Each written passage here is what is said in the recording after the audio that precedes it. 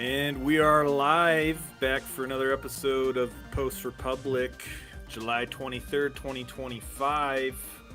Here with my co hosts, Silas and Tyler. And with us today, a guest appearance by our friend Steve here. Tyler, you got some of the news of the day if you want to Oh yeah, run it down. we got more late stage Empire news. The big news of the day is Tulsi Gabbard declassifies smoking gun evidence. Obama fabricated intel to sabotage Trump's first administration. She used the word treason. Pam Bondi calls on Ghislaine Maxwell to testify. We have rock legend Ozzy Osbourne passes away at 76. Tulsi Gabbard declassifies MLK files. Israel accidentally bombs a Catholic church in Gaza. Scott Bessant calling for full review of the Federal Reserve. Trump still trying to pressure too late Jerome Powell to resign. We have an increase in deportations, ladies and gents.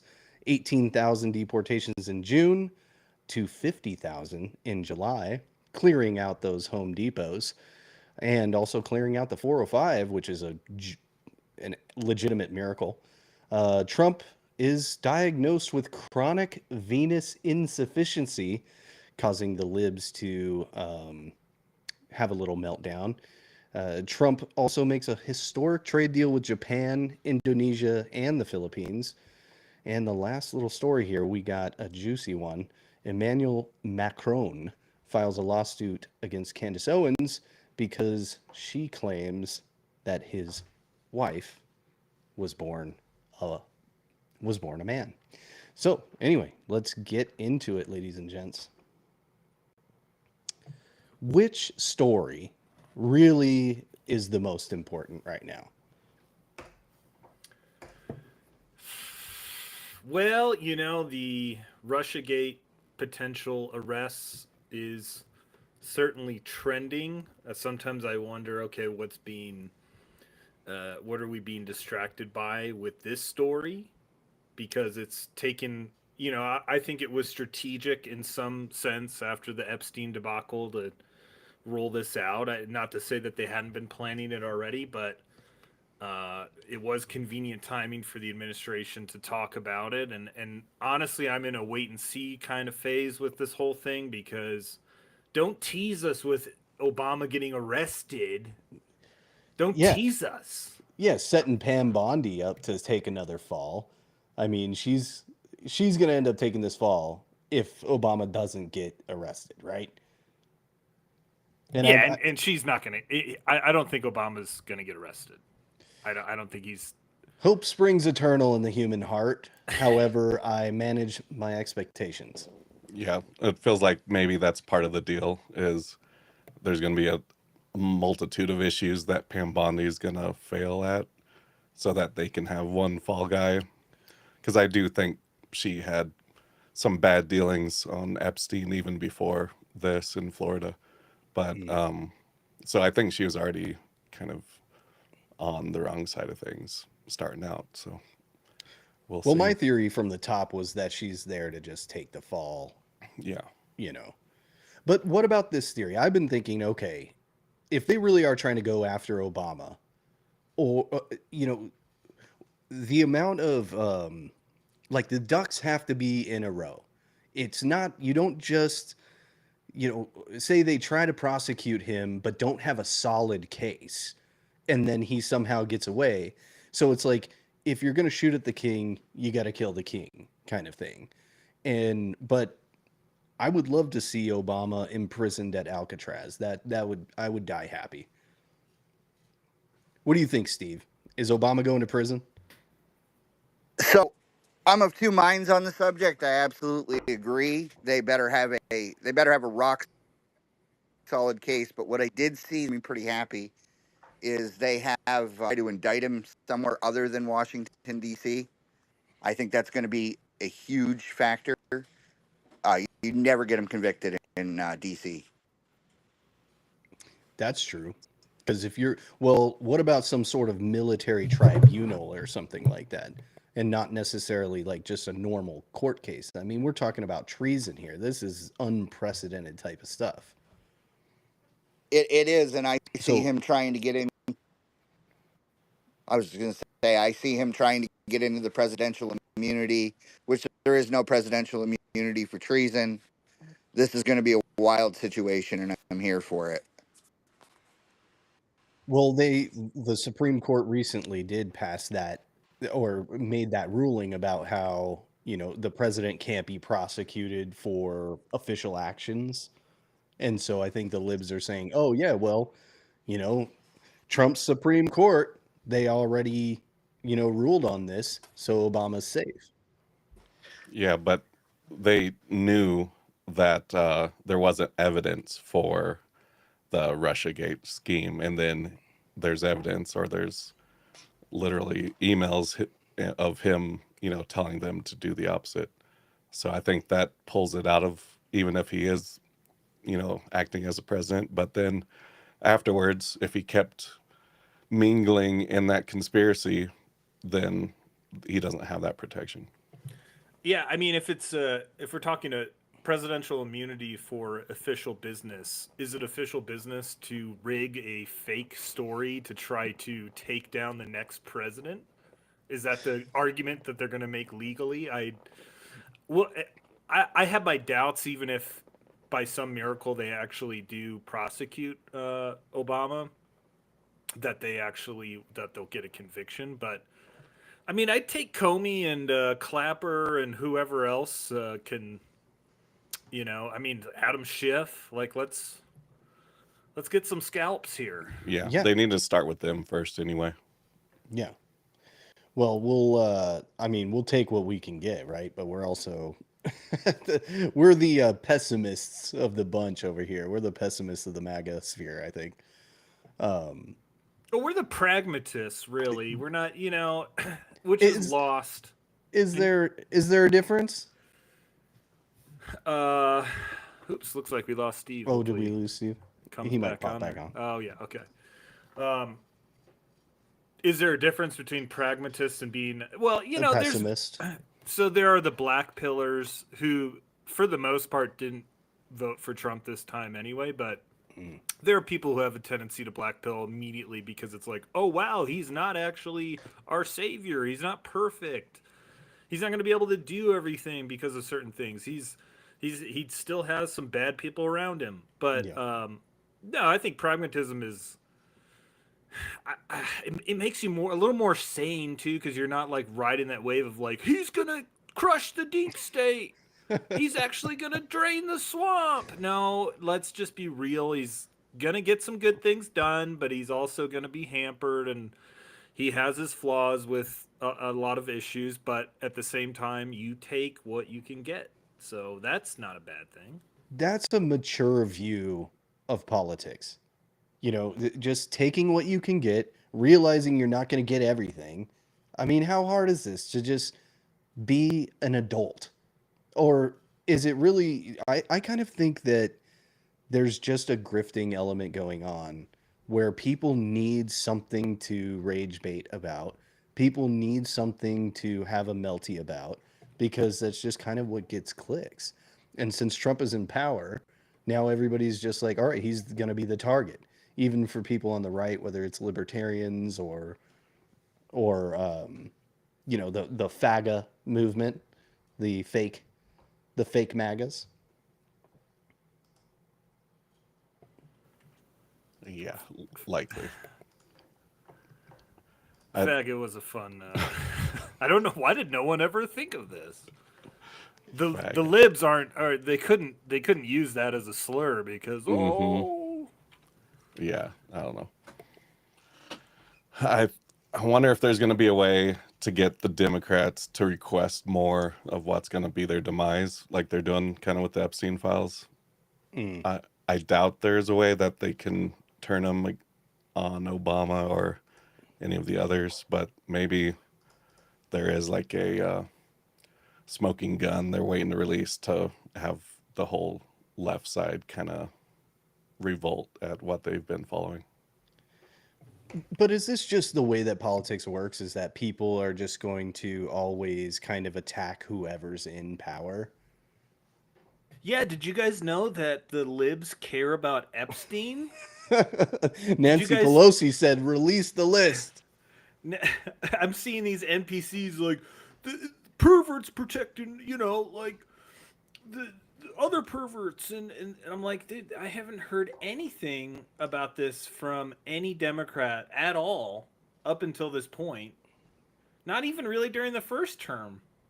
A lot of them were, riding the official narrative or not wanting to sway off. But that, to be fair, that was one, the Epstein didn't kill himself conspiracy that like even pretty high level normies were okay, that's kind of bullshit. Like I can see that. Mm-hmm. But yeah, not even really during the yeah, so I don't know what's gonna. I don't have a lot of confidence that it's going to be what we want it to be. I could see it dragging out for like a year into the midterms, just as that like story that's gonna like, are they actually gonna prosecute whoever? Because I mean, strategically, does it make sense to announce that if that's what you're gonna do? I don't know. Like, is that to prepare people? But like, you do it through an AI meme. I think that just seems kind of implausible to me that it'll actually happen. I looked for that post on Trump's Truth Social and I couldn't find it. And so I thought it was another like hoax post or whatever that they just Photoshop, whatever. Like a fake Trump truth. Yeah.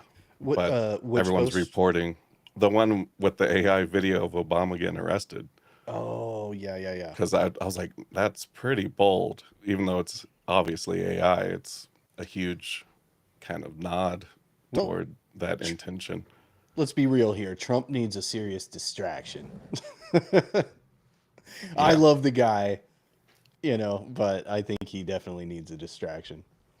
Hey, Steve, are you there? Uh-oh. Steve, no. Maybe you need to drop out and come back in. It seemed like his stream was lagging there because I was talking for a second. So. Oh, bummer. I don't know if it's. Yeah, no worries. Yeah, we'll figure it out. Well, I mean, so do we still support Trump, or is he a pedo protector? I should be. Can you hear me? Oh, hey, what's up, Steve? I heard you. We're getting a lag, maybe. I think he responded to you like a minute ago. Oh, bummer. I had a feeling that would happen. No worries, he's back in. Steve, what's up? Can you guys hear me? Yeah. Yep. Can you hear me? We can hear the kitty. Is that on your end, Silas? No. No. That's interesting. Well, bummer. Interesting. Okay. Well, the question was, okay. Yeah, no worries. He's trying to figure it out. All right. Well, we'll let's keep cruising. He's coming back. Adam here. So yeah, the question was, do we still support Trump or is he a pedo protector? That's a loaded question for one. Like, but it's what you've been dealing with online. I like I said, I was always pragmatic supporting Trump for specific reasons that he's delivered on some of them.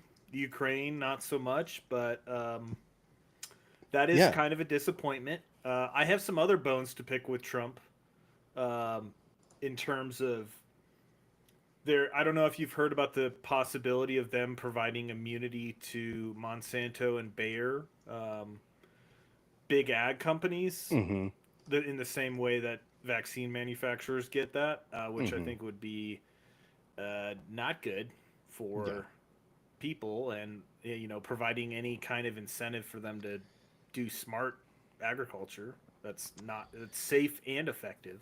So what happened? He removed... No, so he hasn't removed anything. I think it was proposed in Congress. So hopefully it dies and it doesn't get signed. But I could see that being a bipartisan thing where both, it depends if Trump's behind it. Because I want to see that vaccine immunity removed Yeah. altogether. I don't want to add more immunities for shitty companies. But overall, I'm still, I'm.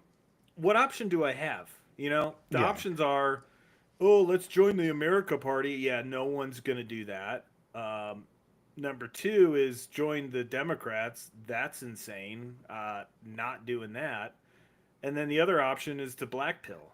Yeah. And And you're not doing that. I'm not doing that. So I'm, I'm still getting what I can from what he will actually do. We had that other story of the border and deportations increasing. I haven't. Do you have any more information about that? You said it increased to 50,000 in a month. Yeah, that was just kind of my surface level research there. I think because the Supreme Court removed some of the barriers, removing the ability for the judges to file injunctions, and so they were able to ramp up deportations. That's kind of, I'm assuming that that's the reason why we're getting more deportations.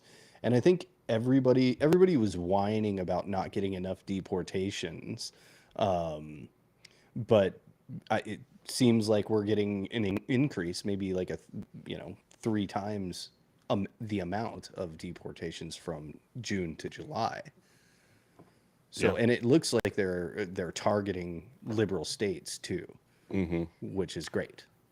Well, in Texas, I got to see firsthand, that there is action, and it's kind of back to, what I remember cities being like in the early 2000s or even 90s, where traffic isn't too crazy and there's not just people littered all over the streets downtown.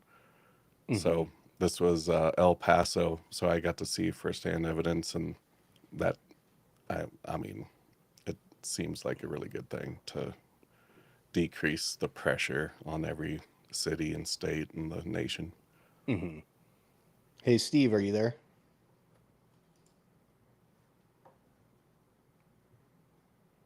Bummer. I think so. Bummer. Oh, Can you hear me? there he is. Yeah, it was a little lagged if you responded right after. I think it is. My mic didn't want to unmute. Oh, Okay. Sweet. what's your take, man? On the deportations? And just Trump in general, do we still support him? Of course. I personally think that anyone who thinks that the adversarial, what's the word I want to go with here? The adversarial forces have had control of this file for the last, 7 years at least. And if you don't think it's been tampered with, it absolutely has. There's just no other way about it. So I think what happened is I don't know if you guys remember during the campaign they had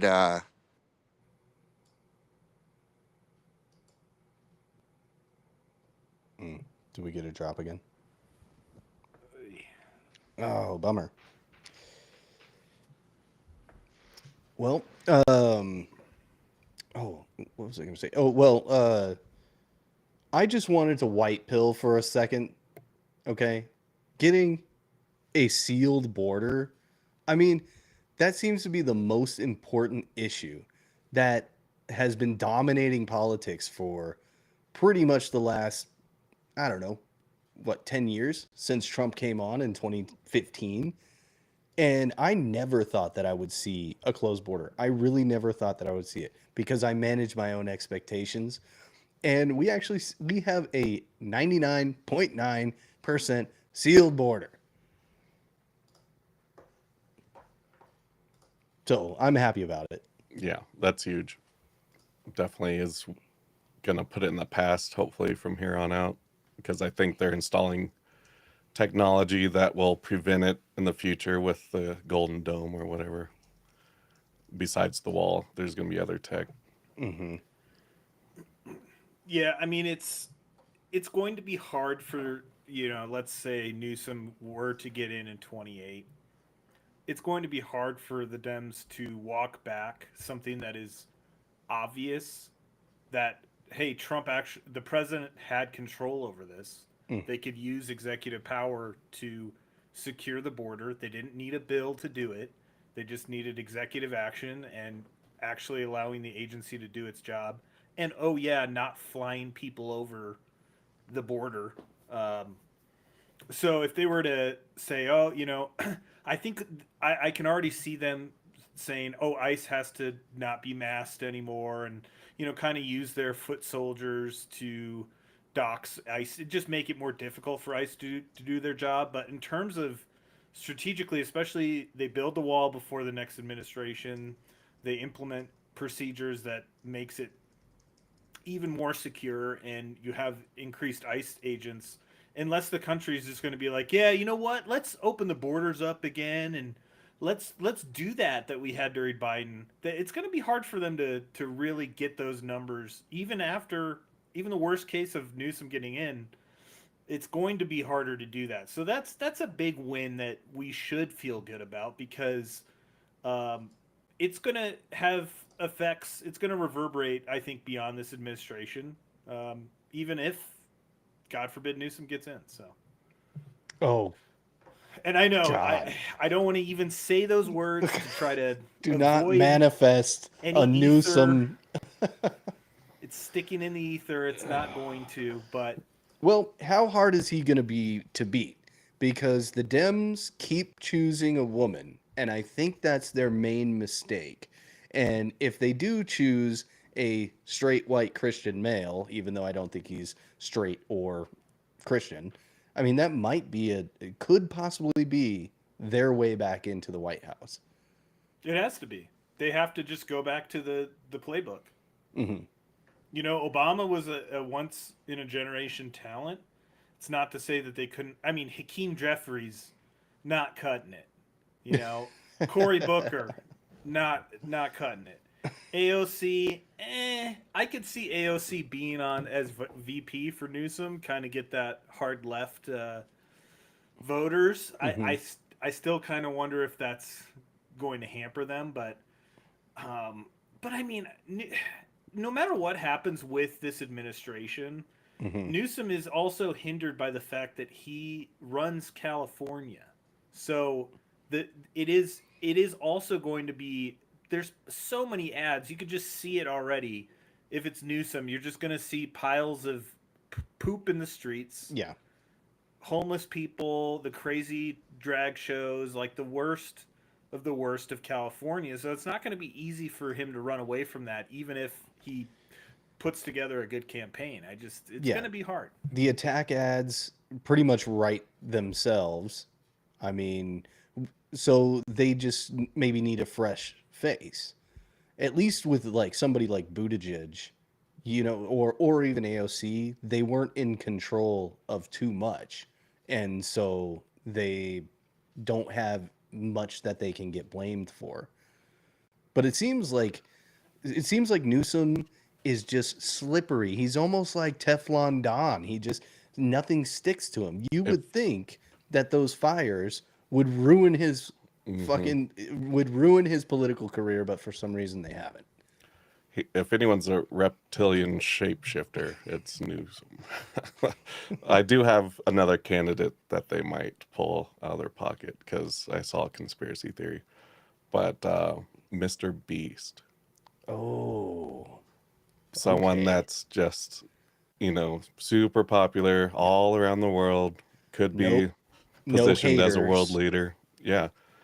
Like he had a scandal pop up, but I think he's been cleared so far of any wrongdoing. I mean, he's not in jail or anything, so who knows? But the conspiracy I saw is that he is the Antichrist. Yeah. He That's why he chose the name Mr. Beast. Yeah. Well, as far as I know, Antichrist theology in the Bible, one of the main things was that he would have no haters. Yeah, that's one of the main things they talked about is like, can't be Trump, can't be anyone that's Elon. polarized. Yeah. Mhm. So I think The Rock would be a better option in that way. yeah, Mhm. that's true. Because Mr. Beast kind of has a little creepy, just a creepy vibe to him. Mhm. That That's look in right. his eyes. You got to go for some, like The Rock could transcend it, but Okay. What about Colbert? Colbert. What if he runs? Maybe this whole thing of him please. getting canceled is actually really just him Mm, trying to make a play for it. he's preparing for the election cycle. I think he could do it. I think he's actually a really good candidate. You know, another person that I thought of was George Clooney, somebody who has a good-looking face, speaks well. Actors actually do really well in politics. Like somebody like Reagan was an actor because they're able to deliver speeches. They know how to speak properly. They're decent on camera. So I don't know. Maybe somebody like Clooney Colbert 2028. Well, I mean, I'm surprised we haven't talked more about the Colbert canceling because, as you know, this was a clear, a very troubling sign in our democracy. It's bad. He's a great, great guy. They just cut NPR and, public broadcasting. Yes, they're trying to silence people, but that won't work. It won't work. We will just get louder. Well, get loud then. They're Go trying crazy. to silence us because Colbert's dancing vaccines just couldn't get the ratings, because it lost 40 million a year. But no, yeah, horrible. Well, I found a GIF that I really like that I think everyone should use. Just use this GIF. Why did I get canceled? Was that on his Colbert? That was like before. I think that's recent. Really? That Oh, looks that like the looks like- Colbert Report background there. Right on the Daily Show or whatever Maybe he was making. I'd like to see the context of it. Maybe he was making fun on of something. TDS. You know, Um, the Colbert Report was actually kind of good. I used to watch it back in the day. It was actually kind of funny. I would agree. Yeah. Yep. Did you see he did a whole skit of going to the room that Trump supposedly had the P tape or whatever recorded in? I just saw it today, and he's doing the whole segment on, like, he's in there like imagining what happened or where Trump would have sat and all kinds of Oh my stupid God. stuff. Just trying to recreate it pretty much. Yeah, and he's like, "Oh, you can see the Kremlin right over there." Then you can see the Kremlin. So him and Putin can make eye contact. Yeah. No, I do think that this whole Russia collusion thing is actually a bigger deal than people want it. You know, obviously the left doesn't want it to be a big deal, and a lot of it might be a distraction from the Epstein stuff. I mean, well, or maybe it's both. Two things can be true at the same time. Maybe it is a distraction from the Epstein stuff, but it's also, it also is important as well. I think Trump is I think he really is kind of thinking, hey, let's normalize the idea of putting these people behind bars. But I mean, he didn't go after Hillary, and he had every reason to do it, and he didn't. And I saw a clip of him saying, I didn't go after Hillary, and I really, I'm still actually stand behind that decision. But it's like, come on, man. And everybody, especially on X, wants justice. They want scalps. They are not going to let it go. They won't even be happy with mass deportations. They won't even be happy with a closed border. They won't even be happy with a full-on golden age until at least one person is put in handcuffs. Yeah, they got to start at the bottom, but I think they will move forward, at least with the bottom feeders. But, and that's a sign that they will go all the way to the top. But I don't know. There could be some big play, Obama releasing his real birth certificate, so he's got some sort of immunity there. Or they reveal the United States been owned by the Brits still all this time. There's a conspiracy about that. That the United Kingdom is still Yeah. in charge. There was a certain president that sold basically the United States as a corporation to them back to the royalty. And from that point on is when we started to do, the birth certificates, the social security, and your name in all caps is actually an incorporation type of legal jargon thing that they have been potentially kind of keeping us in the dark from. Well, you did kind of prove some of that when you linked it to your personal. You linked your Amazon account to your personal Federal Reserve account. Oh, yeah. I remember you did that. I had to You could prove see it to myself, like that this is actually going on, and I was able to link a bank account that's literally just my social security number and my full name to Amazon, and purchases were going through and all that. And it was right when they were starting to catch people doing it, because it started to go viral that you could link this bank account and pay off your student loans and all kinds of stuff people were doing.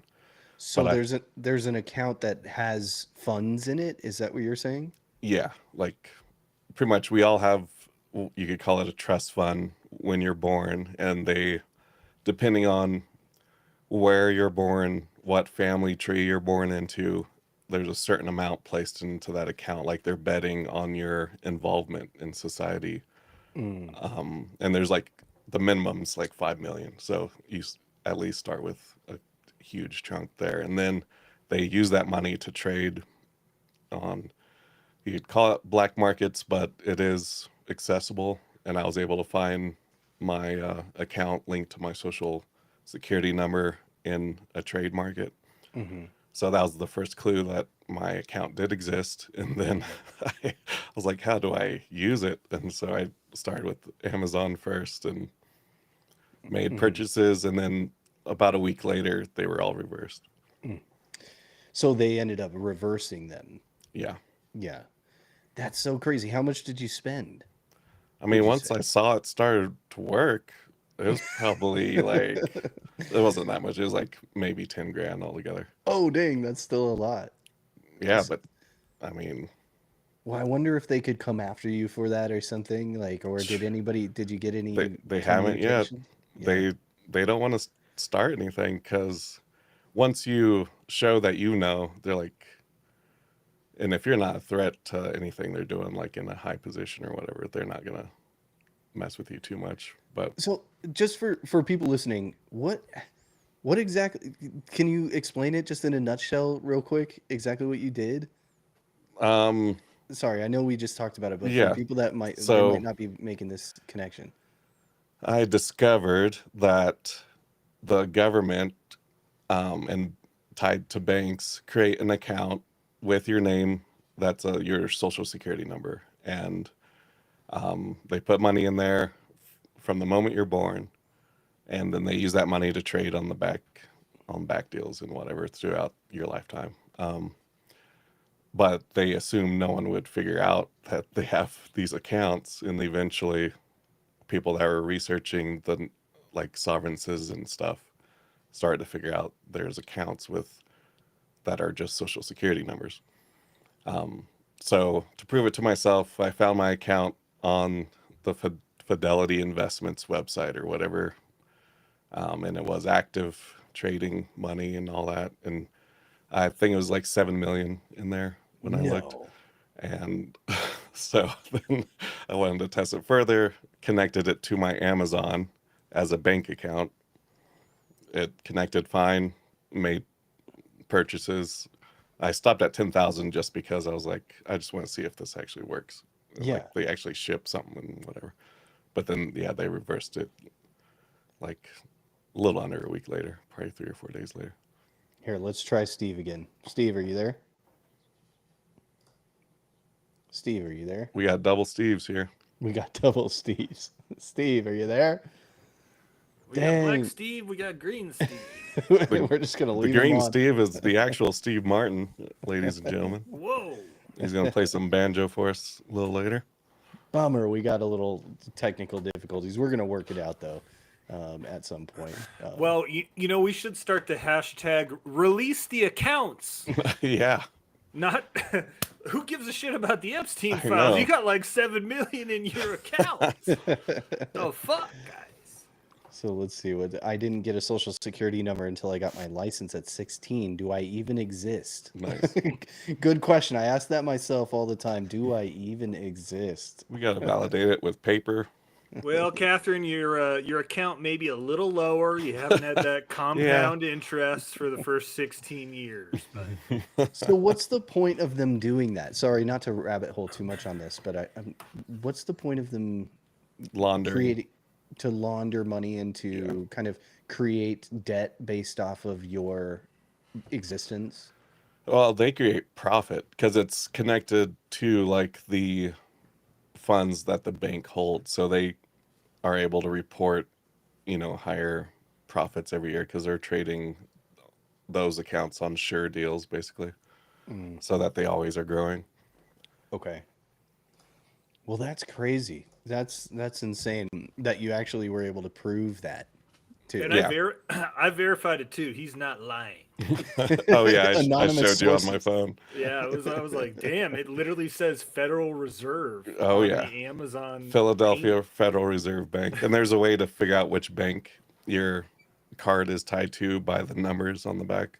Oh, That refers to the like routing number or whatever. And since it's your name, you can access it. Yeah, at first, but now, I can't access it. Is so. there an official explanation that's been? Maybe we should ask Grok. I'm trying to think of a way to get it to answer it, but Yeah, How that'd to be a hard one. formulate the question. let me figure this out. Yeah, sure. Mhm. That's wild. And I want my 7 million. Yes. But it's just kind of like we're a slave class, essentially. Yeah. Yeah, they're trading bets on the back end Mm-hmm. on our name.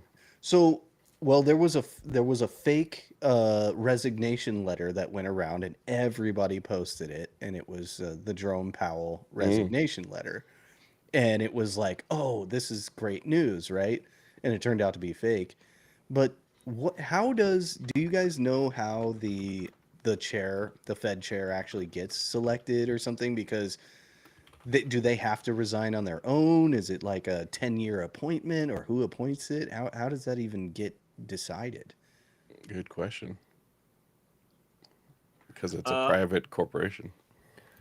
Well, Grok says any claims suggesting individuals have secret or personal accounts at the Federal Reserve tied to their social security number are typically associated with debunked conspiracy theories, Of course. such as those related to birth certificate bonds or secret trust bonds. These have been repeatedly clarified by government agencies, including the Treasury and Federal Reserve, as false. I bunked it. Yeah, well, we rebunked you, bitch. Steve. Can you guys hear me? Yeah. Yes. Yeah. Outstanding. Cool. Try So- this again. Yeah, and we were just talking about Federal Reserve and stuff, and I remember last space that we were on, you were talking about Federal Reserve type of stuff and economics and stuff like that. Steve, did you hear about what Silas was talking about, how he was able to access his account that was created in his name with his social security number and stuff like that? I kind of heard a little bit about it. That's something I'm not too familiar with. I'm kind of more familiar with the Jerome Powell front-facing Federal Reserve we all know about. Mhm. So I'm gonna have to dig into that. So, Yeah. do you know how the Fed chair is chosen, or how long do you know how that works? Because Trump's trying to get rid of him, but apparently he can't. So he's appointed by the president. So the president, but being that the Federal Reserve is neither federal nor a reserve, once they're selected, they just have free reign to do whatever they want. I do believe there is a term that will end during Trump's presidency, no matter what. Okay. So there's maybe like a certain amount of time I want that to say it's I think next it's. year. His term is up, right? I want to say 26. it's 10 years. yeah, that's what I thought too. But the So thing that I'm going to look it up here. the thing you don't hear about a lot is that the Federal Reserve has stockholders.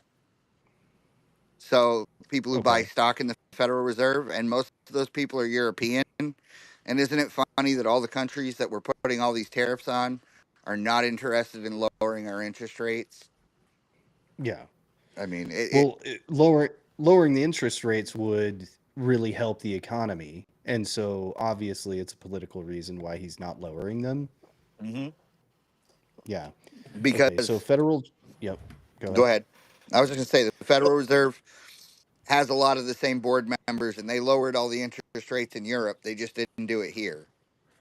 Well, so I've heard a different theory, and I brought this up on our show before. I don't know if you're familiar with Tom Luongo, but takes the stance that the Federal Reserve has kept interest rates high to put pressure on Europe so that they would lower interests, and so that uh, the U.S. can basically have more power over. I mean, if you have higher interests, people are gonna want to buy your currency more, and there's other aspects of that. But he makes the point that the Fed is doing what it's doing to protect the dollar, but using like something that's not good for a lot of the economy. But they're more concerned with the geopolitics and maintaining that reserve status because, um, yeah, a lot of European countries have lowered interest rates, but at the same time, if you keep it higher, you have more cards to play in a certain way. Mm. Okay. I thought it was an interesting take. I'm not sure what you feel about that. Unfortunately, my knowledge of the Federal Reserve is kind of surface level. I mean, I know enough to know it shouldn't exist. I know where they signed the bill in 1912. Every rich banker that was against it was on the Titanic. Mm. Yeah, right.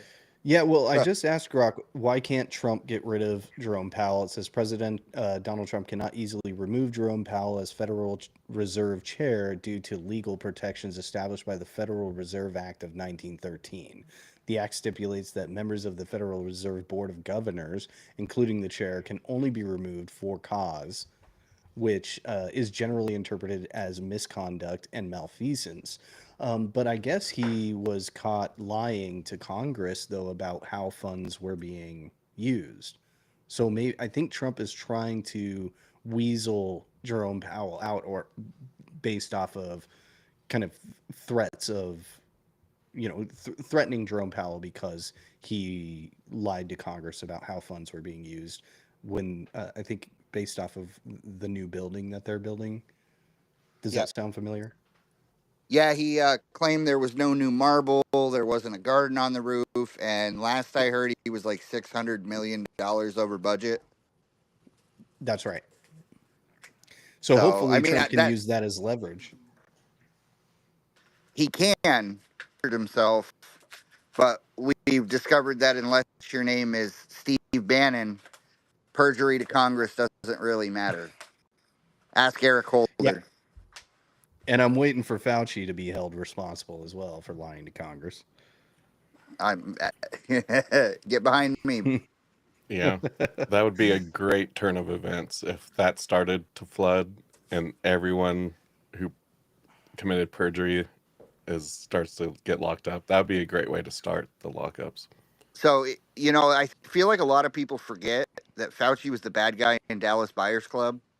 Yeah. Yeah, You that's know, right. he That's didn't right. just turn evil. He's been He there got this whole damn time, fucking people's he was lives up. yeah, he was the guy who came up with the toilet seats will give you AIDS and all that fun stuff. Oh Yeah. man, I had a clip a while back of a news report of Fauci saying some stuff. I'll try to find that real quick. Mm-hmm. Yeah.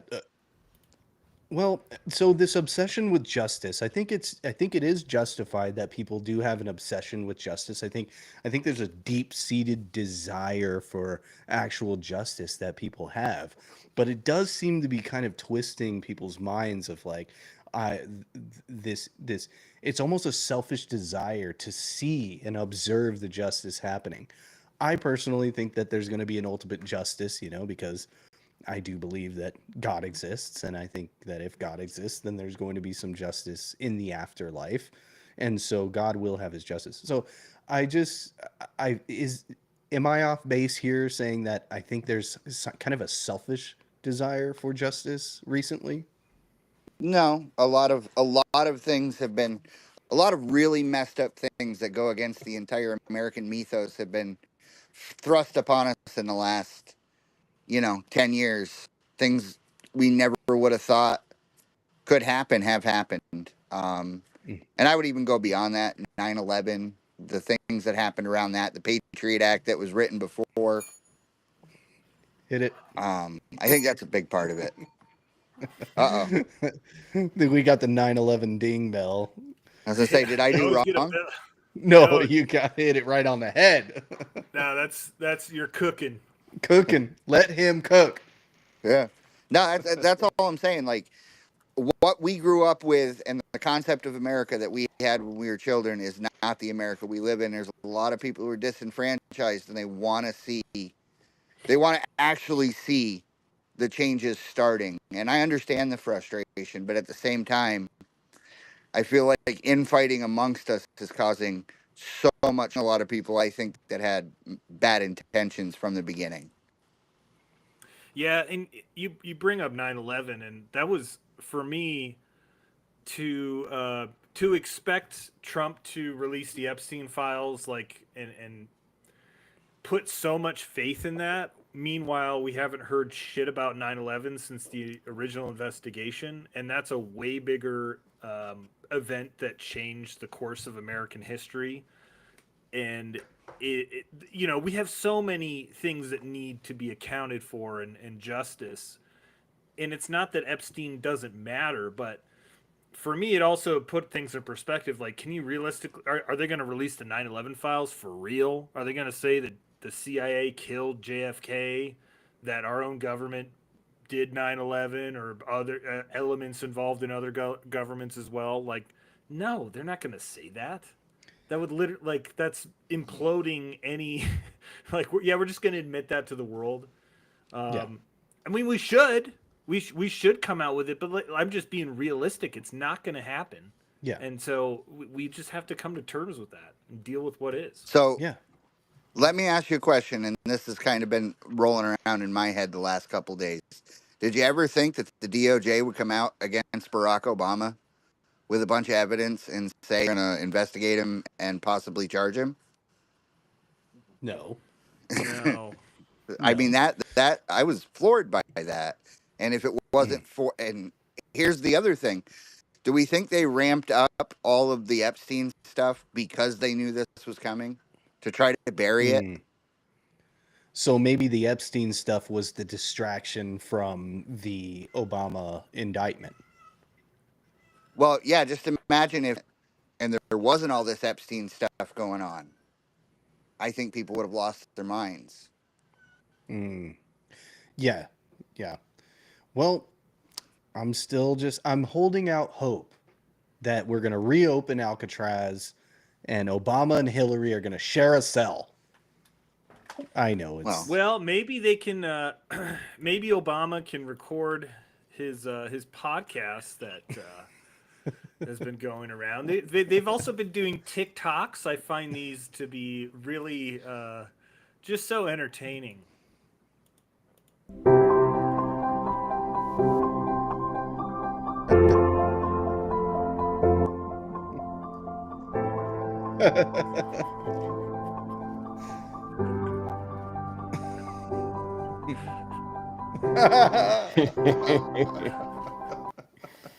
That's so good.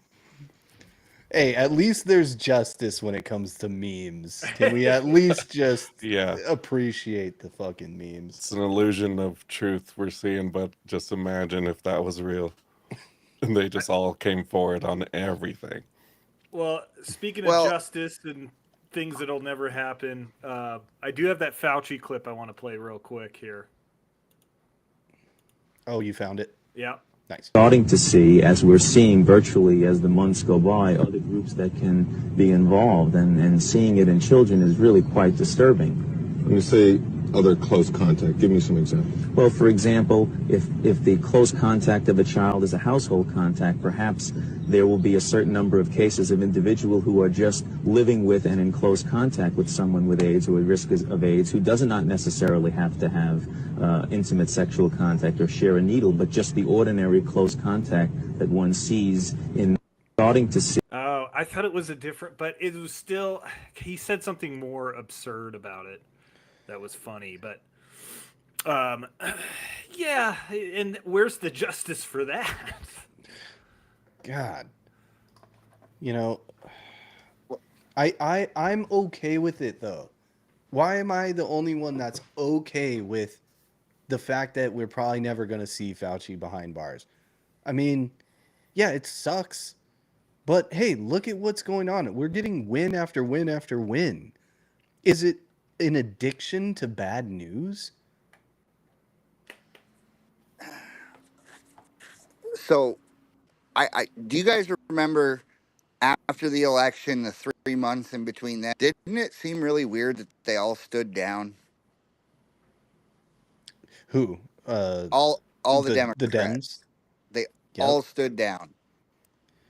And Well, I figured they're just trying to regroup politically. yeah, I guess they're hiring Olivia Giuliana to bring in the men. What are you talking about? But, Well, they did. It's Biden did do a bunch of shit though. he did like- a bunch of stuff behind the scenes. But I'm talking like front facing. It seemed like they set a bunch of traps that they're hoping go off. The Epstein list being one of them. Mm-hmm. Because I remember when it first dropped, and the point was, oh well, he's got to release him. And I said, well, Biden had control for 4 years. Why didn't he release him? Oh, well, they were sealed until January 20th, 2024. I said, yeah, who is the president? You know, Mm-hmm. I don't get it. I guess is the point of that. Yeah, it's a little confusing, but I do think it could have been leverage, the Epstein thing, like you're saying, Steve. Like, give the Democrats something that they can hope they can get Trump on, and they can be pushing on that, and then drop the Obama thing. Kind of soft at first, and then now it's like getting steam. But they're still going to be pushing for Epstein while this goes on, and not freak out and riot in the streets or something. Well, what's your guys' position on whether or not he was an agent? Who? Yeah. Obama? Epstein. Obama? Oh, Epstein. No, Epstein. That, I think that's why the files are tampered with too. Like, I assume Mossad took all that, blackmail, and they have their own, pretty much way of using it against our politicians and, people in the private industries. Well, Well, Alex Acosta said he was when he prosecuted him the first time. He said somebody. I don't know. But Dershowitz said he wasn't. Oh well. Yeah. I had my underwear. that. I'm a little bit more on the skeptical side. I don't know for sure. I think it is one of those things where it's like the coincidences are overwhelming, but there's not like proof about it, I guess. And so I'm a little bit more skeptical, I'd say, about whether or not he was actually a Mossad agent.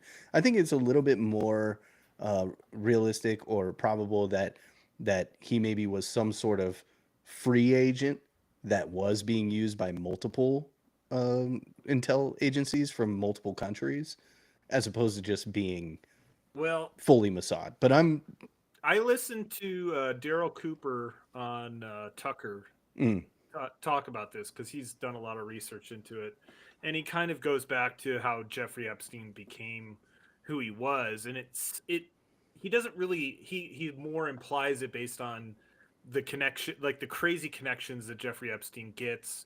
Coincidentally, Donald Barr, who was Mhm. the attorney general, who was Bob Barr, Bill Barr. Bill Barr, sorry. Mm. It was Bill Barr's dad who gave Epstein his initial job when he was 20 years old at one of the most prestigious high schools in New York City. Mm. And just all of his connections that he makes, it basically makes him seem like somebody who was picked for a role. Like they knew that this guy could be corrupted to initiate this type of scheme. And somebody's pointed it out, like Epstein's whole thing, that if we're making the assumption that it was blackmail, is that he was basically franchising that concept out. Like that's existed since probably Rome, Mm. but there are other examples of another prominent one, if you guys are familiar with the Franklin cover-up in the 80s. No. Franklin Credit Union. The Franklin cover-up was basically like kind of a pedo scheme in the 80s that got a lot of politicians. This guy, Larry King, a separate Larry King, not the CNN guy, I think he had an orphanage in, I want to say it was Kansas. And he was basically farming these boys out to big politicians in DC, and people speculate even HW was involved.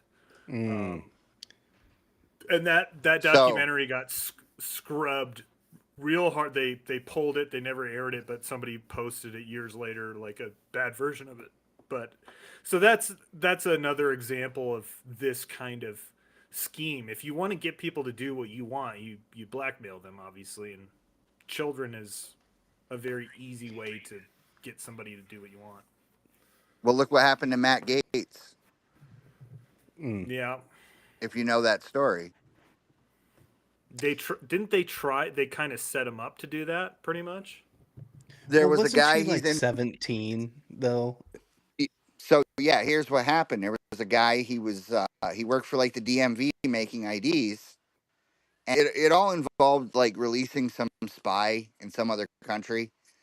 But basically, what he would do is he would give underage girls an ID saying they were of age, and then get men to sleep with them, and then try to bribe him, and that's what happened to him. Well, and I heard So it was she an had- extortion. It was an extortion scheme because Gates's family is wealthy, and so they were trying to extort cash out of the Gates family. I don't know. I mean, I can't say for sure. What I had heard is there was some kind of spy who was connected that he could have gotten released. And that was the deal, is you do that and this goes away. And he said no. Mm-hmm. And everybody said, oh, you're crazy. But they looked into it and everything lines up perfectly. So it's Well, not. one thing's for sure. Yep, go ahead. I was just going to say, Let's see. it's not a new scheme. They've been doing it for years. You go back to J. Edgar Hoover and all the stuff he was doing. I mean, he wasn't quite doing that, but you know what I mean. Getting people in compromising positions. Roy Cohn, I think one of Trump's mentors was doing that too. And I'm Probably. not saying that Trump followed in that suit, but I'm sure he was aware of these things going on. Mm. Well, Silas brought up a theory a while ago. I mean, this was before we were even doing the podcast, but he told me that Trump was a part of it all. Not necessarily that he was, how do I say, compromised, about like underage sexual stuff per se, but he was a part of the cabal or the shadow government or whatever, and that he kind of went rogue. And it's basically a Hydra monster with multiple heads that are kind of starting to attack each other. So maybe Trump really was a part of it and knows a lot, and the military or intel agencies or whoever came to Trump and said, "Hey, we need to do something about this," and recruited him to run because they needed some sort of figurehead, a political figurehead. I mean, we'll never know. I mean, okay. I don't want to say we'll never know. Odds are we probably won't know. Um, Mm. I really think they're leaning into this Epstein thing to get the Obama thing to go away. Oh, so that's Because the reverse. that's what they're using it to turn his base against him, because a lot of his base voted for him for that. I mean, it was part of it. Definitely not why I voted. But then you see the big influencers who are losing their minds over this, and it's just every day. There's Mm. two extremes. There's the cat turds who are like, just Mhm. move on. Your Ben Shapiro's and who's that other clown? Mark Levin. Mm. And then there's the other Mhm. side that are just every day hammering, this isn't what I voted for. He's what he is. And I don't know. But it's like, what did we vote for? I didn't vote. I personally never thought that I was going to vote for Trump and then he was going to release the files or whatever.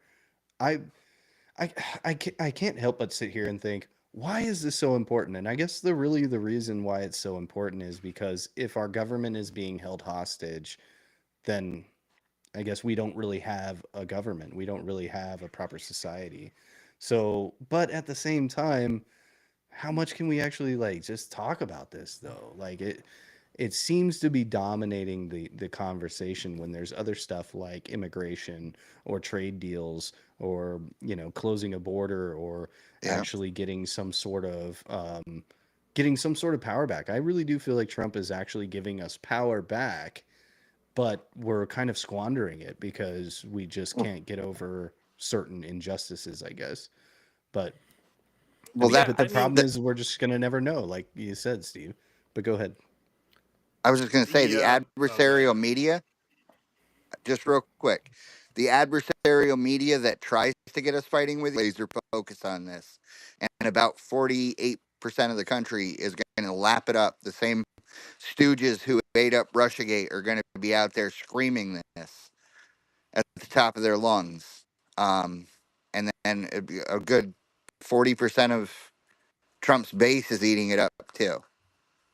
So you really gotta, and then they have the perfect built in. Well, if you still support him, you support, protecting. But that's not, it's not what it is at all, because by that theory, almost every politician is protecting. You know what I mean? And then you start getting into murky Hawaiian shirt wearing kind of territory. But I'll go ahead. Well, what I was going to say is that people demanding the Epstein files be released in full with all the names and all the links, that's pretty much asking for what would be a revolution Yeah. of the entire power structure. You want, and of course, that sounds appealing in a lot of ways. Like I want to this corrupt deep state, this globalist power that is working against the people in all these different countries. But at the same time, that's just not realistic that that's going to come out. And of course, we want Trump to reveal the truth and about all these things. But going back to being realistic and pragmatic about it, it's like you have to understand what is actually at stake by releasing these files. Like, and a lot of people are just going to the, well, we need to know, we need to find out, we need justice for this horrible thing that's infested our government. And at the same time, you don't see the big picture of what that means for the government as existing in its current form. And so it's almost like the government committing, Harry K, or whatever, however you say it, you know, sticking the sword in to itself. And what are we going to get out of it as a people at that point? It's just total chaos. And Mm. who knows? I'm sure they've gamed out all these scenarios about what could happen. Here's, that's why we don't know about aliens at this point or anything else that's like obvious, but no one's going to tell us. We just can't getting hung up on what we want versus what's possible is stupid. Therein lies the rub in politics, really. Politics is the art of the possible. And so I think that's what we're seeing is a bunch of utopians, idealists that are driven by a pure desire for justice and truth. I'm glad that people do want truth and justice and transparency, but the problem is, I think with a government, just kind of the definition of a government, it cannot be totally transparent. So we want something that can't happen, like you're saying. I mean, we're pragmatists over here at the Post Republic. So, I mean, I don't know. I don't even know where this is gonna end up going. It's just I'm a little bit bummed and black-pilled, I guess, because I'm like, man, I just want to enjoy the wins. I feel like we're getting wins. And when it comes to the whole Epstein thing, here's my final thing I'm gonna say about it, is that I do look at the effect. And the effect is splitting the right. The effect is a wedge into the MAGA movement. That's what's happening right now. And the left is capitalizing on that. And all the while they're regrouping. These dirty LGBTQ plus commies are out there regrouping, and they're ready to take power, and they're using this issue to make that happen. And I think the utopians, the justice-seeking people on the right, are going to essentially hand the government back over to a bunch of demonic, satanic, actual pedos because they're not getting what they want. And I'm a little frustrated about it. I got one!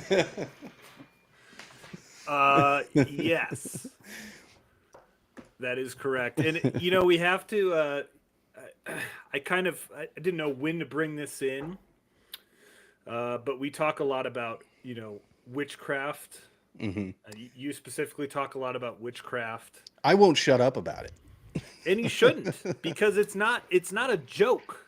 Yeah. In what you're talking about with LGBT and feminist issues, I brought this guy in before, Jay Dyer. Mm-hmm. Really appreciate a lot of the research that he does into the occult and geopolitics and history and everything. The man is very knowledgeable on a lot of different subjects. But he had an interview with Rachel Wilson, who wrote a book about the occult history of feminism and witchcraft. And this interview just kind of goes into these topics, because we're always talking about, how people are under a spell. It's like sorcery, a trance, yeah. And also the inversion of everything, and how norms and traditional values have been completely subverted and flipped on its head. And what are the roots of this? And so I wanted to bring in this. I have a couple clips. They're about 5-6 minutes long, but I found them very valuable to understanding both the current moment and how we got there. Run it. How would you explain this to people? What is the connection between feminism and witchcraft? Right. So the reason my book is called Occult Feminism, it's actually kind of a twofold meaning. One is that it's occult in the traditional sense of just meaning it's hidden. This history has been completely obscured and gatekept because women's studies programs starting in 1970, which were created by the Ford and Rockefeller Foundations and all the lovely folks associated with those entities, did not want relatively Christian America. We're talking 1970s suburban families, right, that they're trying to really promote feminism to at this time. They didn't want this history of it being bound up with things like theosophy and the occult to be well known, because Americans are going to reject that, right? Most of the normal family people are going to reject it. So most people don't know, almost every suffragette you've heard of, almost every famous women's liberation activist from all the way from the beginning of the revolutionary period through when suffrage was passed, and even after that, they were spirit mediums, fortune tellers, tarot card readers. They practiced various forms of witchcraft, theosophy, or occult magic. The Golden Dawn had its own female priestesses who were suffragettes, who were out marching and doing terrorist acts in England, and in the United States as well. So there's an old saying that there was hardly a suffragette that didn't sit at the seance table. And this was certainly true. So if you are a feminist, right, it's kind of a chicken or the egg situation where it's like, are feminists drawn to the occult because it's a complete inversion of Christianity, Christianity being a patriarchal religion built on God the Father and a literal patriarchy? Therefore, all of this occult goddess worship stuff is very appealing? Or is it that goddess worship in the occult developed as like an antithetical religious system to something like Christianity? So either way, let's say you're a young woman who goes off to college and gets radicalized into like some of the really crazy feminist stuff, you're going to reject any Christian upbringing you had as oppressive. And so you still need some kind of spiritual dimension to your life, especially for women. The very first founder of the first American witch coven, Susanna Budapest, said this. She said, women need a spiritual dimension, and feminism is the political arm of witchcraft. That was a quote from her. She started the first American witch coven called the Susan B. Anthony Coven Number 1, and she was the first person in California to get witchcraft laws overturned in, I believe, the 1950s or 60s. So there's always been this link where if you're a rebellious woman, you don't want to be under church authority, or you want, political liberation. These occult religions are very appealing. Even now, they're very appealing, even in modern times. In fact, various forms of witchcraft are the fastest growing religions in both England and America now. Things like Wicca, green witchcraft that's very like environmentally activist, or it kind of all ties in, right? The socialism, the Marxism, it's tied into the green the veganism, agenda. the feminism. Yeah. It's all kind of a rebellion against anything male, anything patriarchal, anything like God the Father or men, masculine principle. They do see, because you guys probably know this Marxist oppressor-oppressed narrative, they see the history of men and women as being in opposition to one another. That's why if you go to Witch Talk, right? You go to Witch Talk, you're going to see lots of women who are really into Lilith worship, or, it's kind of like a pick your own goddess buffet. Like Inanna is my favorite, and I'm going to worship the divine feminine. So it's just very appealing if you have this feminist political ideology that's opposed to hierarchy, right? Yes. And so I got blocked today by somebody on the MAGA movement where I made a post today that music is essentially witchcraft. That they're spells. It's like repetitive words and repetitive sounds that evoke an emotion, and they manipulate the will of another person. And so that's why the music industry is essentially controlled by Satan. And somebody blocked me because they couldn't compute what I was trying to say. And my whole point was that witchcraft is around you in ways that you don't really realize. And so with the death of like Ozzy Osbourne and stuff like that, Ozzy's like kind of like a weird little anomaly, because some people claim that he was actually a Christian. You think you listen to like War Pigs or something like that. There's old quotes where people are asking Ozzy about what does the song mean and stuff like that. And he's saying actually the politicians are the Satan worshiping demons and not the people that are playing the music. But I cannot help but think that Ozzy Osbourne had such demonic how would I say this? Demonic imagery and demonic themes, and he was very extreme in his drug use. Apparently, he even tried to murder his own wife. He seems demon possessed to me. Is that I want your guys' opinion about this, because people, especially the boomers, and I love you guys, but I'm thinking about these boomers that are still kind of in a trance about this like demonic music that came from the 60s, 70s, and 80s. And I kind of see the death of Ozzy Osbourne as almost like it's like a sign.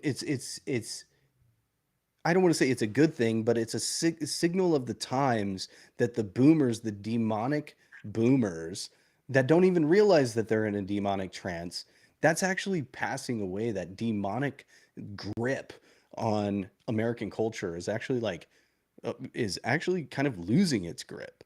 So I don't know, is there a way to have demonic themes in your music, but still somehow it's like not demonic and somehow it's Christian? So I'm kind of curious to get your thoughts about this all across the panel here.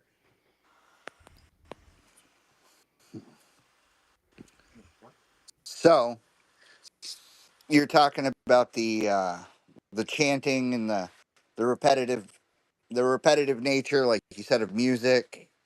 Advertising works that way. People think if they just don't watch it, it doesn't work. It's not how it works. What's the word I'm looking for? A lot of power in ritual and repetitiveness. And people don't understand how much we're guided by it. So, as a man who believes in God myself, it's what's the word? I might, if I didn't believe, I would have different terms to describe what I'm about to say, but there's definitely control. I think I'm losing the thread here, but there's definitely forms of control all around us. Hold on. All right.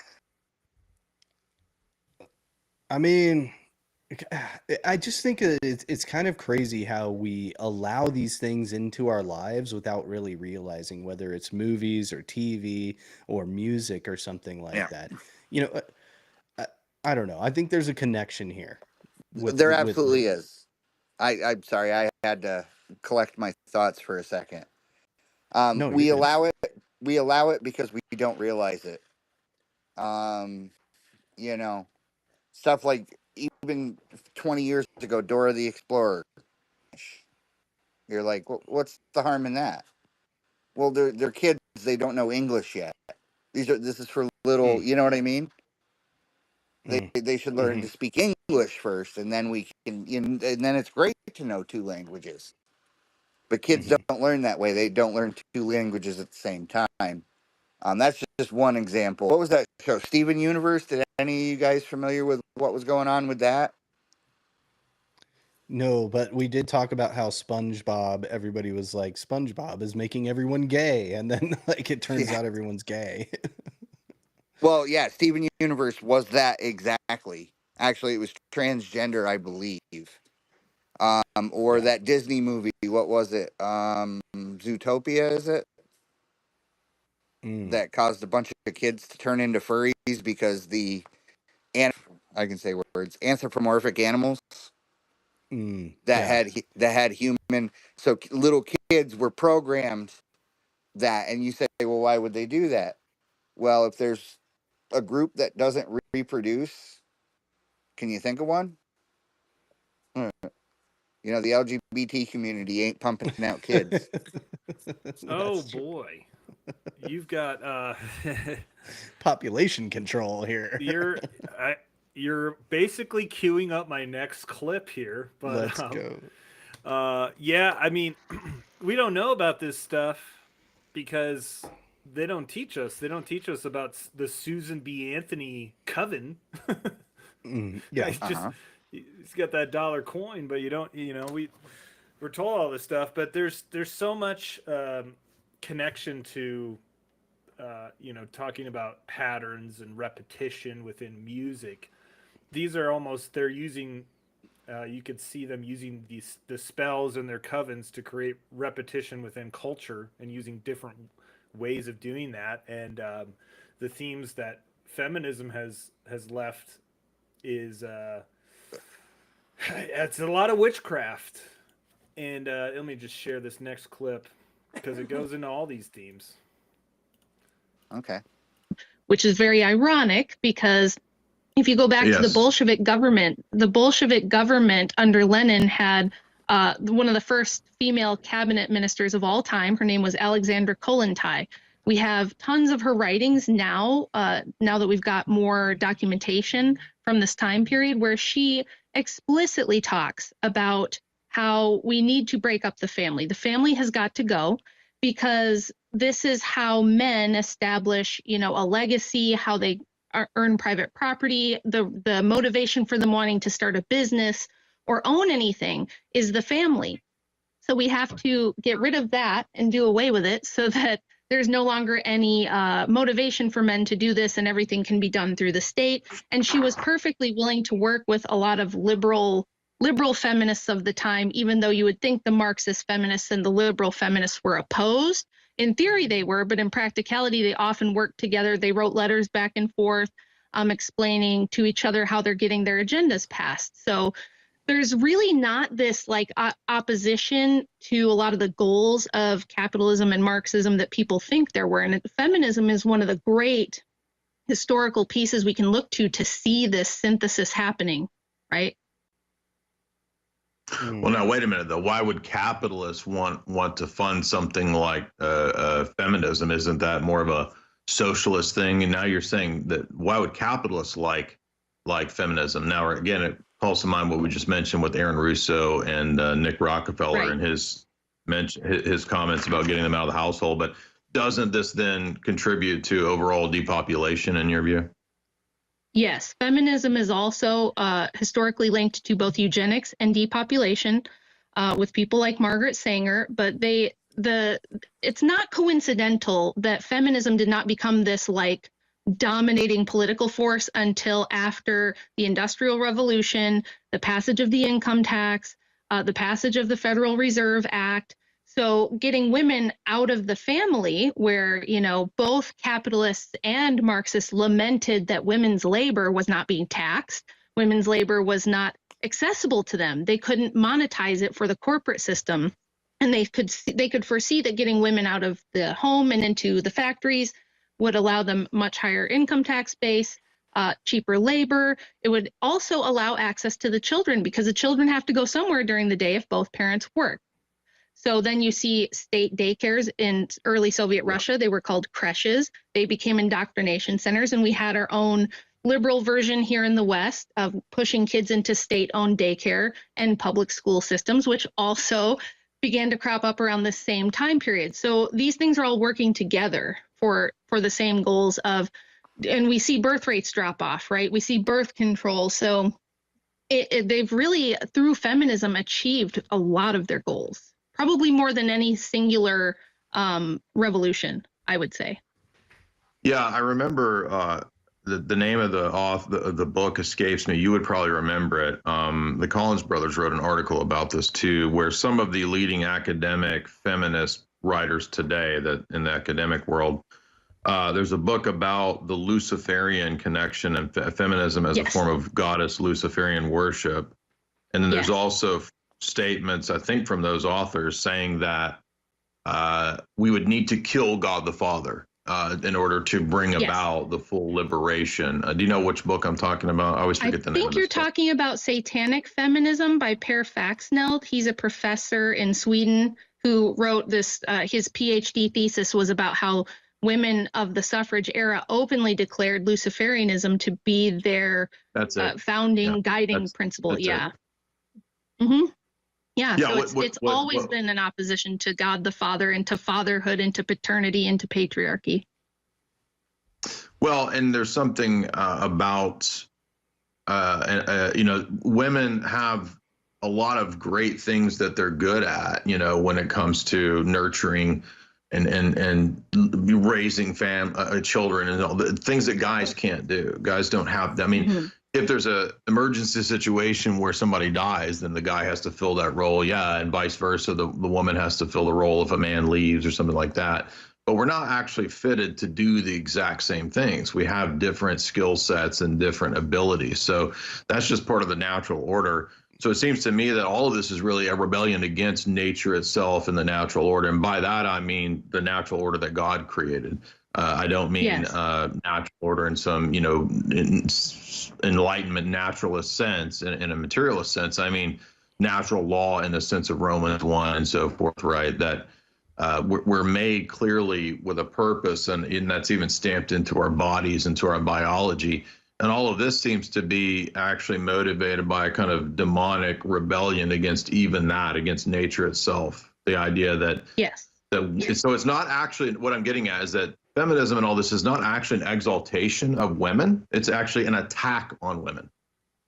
Yes, exactly. I would agree with you on that. And Kollontai wrote herself that once we get the social order inverted, once this social question is solved, our next and final frontier is to conquer nature itself.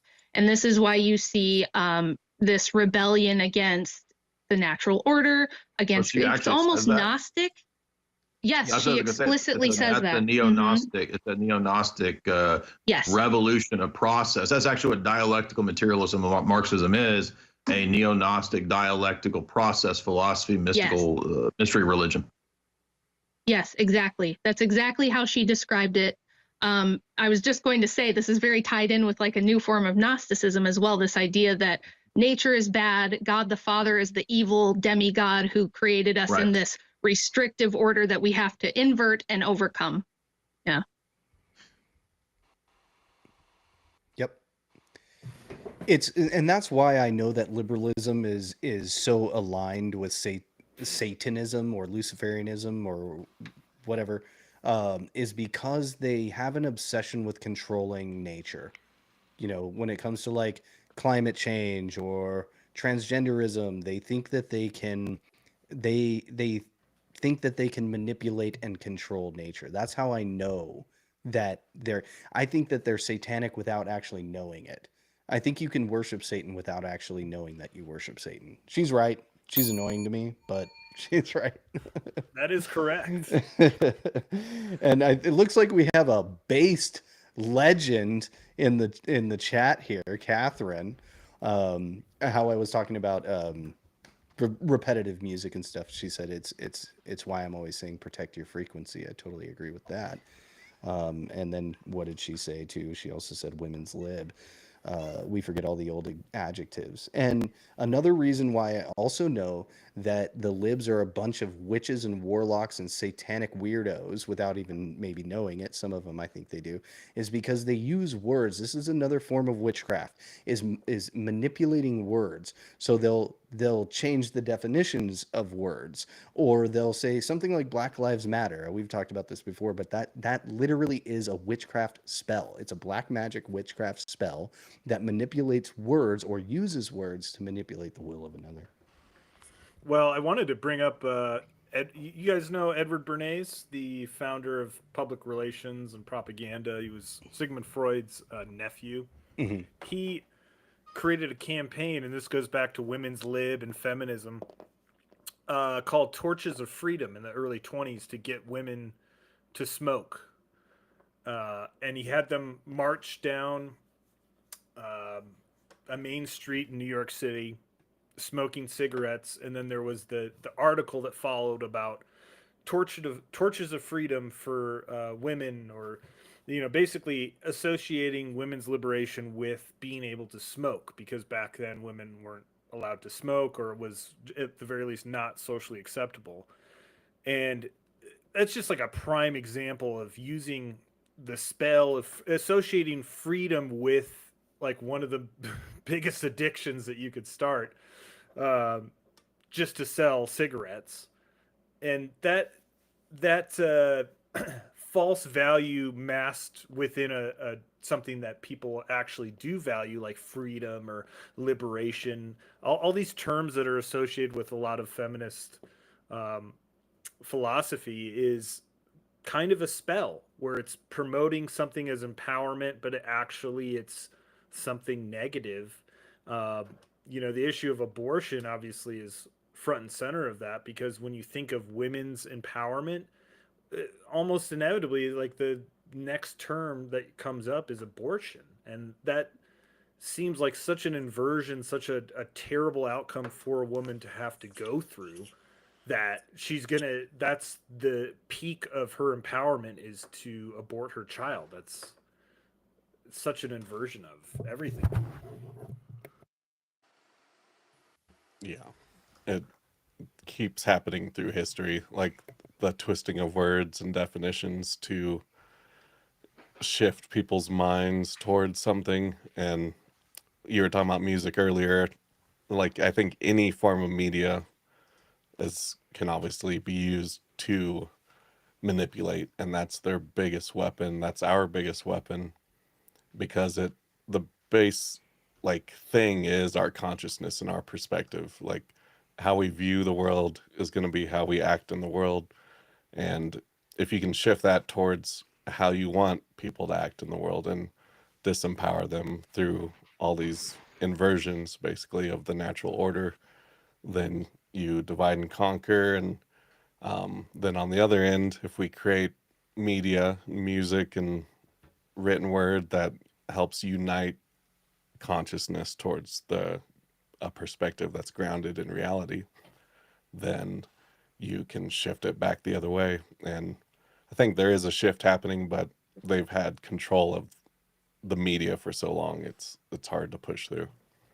Well, that brings up an interesting point: is it ethical or right to use a form of ritual or spells or witchcraft in a positive way, or is diving into that realm just too, So that would be white magic, right? Yeah. right? And the positive way to use magic is non-infringement.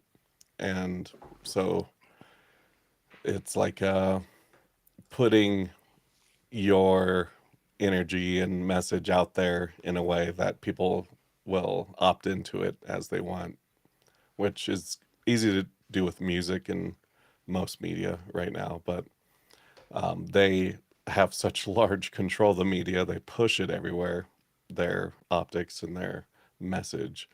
So that is actually creating the infringement on free will, because like we're saying, people don't realize they're worshiping Satan. They don't realize it. Yeah. Well, it always ends up in child sacrifice. I mean, it just always does. And that's another abortion is attempting to control reality, right? Because there's this, you do this act, and the natural outcome is to have a child. And when an abortion and also contraception and birth control are also satanic utopian attempts to control reality, or at least avoid the ramifications or the consequences of actions. Well, think in the way that it's been promoted as it's the pro-choice movement, and also just empowering people with that you can have sex and not deal with the consequences of that. In a way, you're pretty much removing the literal meaning, objective meaning of why sex exists in the first place, and you're putting it lower on well, if you want to have a kid, you can, but the main point of sex obviously is just to feel good and get it in there, have a good Hedonism. time. It's hedonism instead of we're gonna value procreation. And look, sex is fun. Sex is a good time. It's all right. There's a reason we feel good from doing it. And I'm not taking away from that part of it, but also there is the act that is intended to reproduce your species that is kind of lost when you're associating empowerment with, I won't have that kid, and it is an inversion of sex itself in a lot of ways. To do the thing without the effect is an inversion. As above, so below. Well, I mean, we're pretty much just these satanic Luciferian psychopaths have been controlling us for so long, and I think it's a cause for celebration that there is a shift happening. I think it's a cause for celebration that this type of stuff, people are actually listening to this type of stuff and reading these types of books and going back towards tradition and actually you know, for example, the arguments for the existence of God are actually like making mainstream. And so I'm trying to stay happy and stay positive and white-pilled, but also stay pragmatic as well.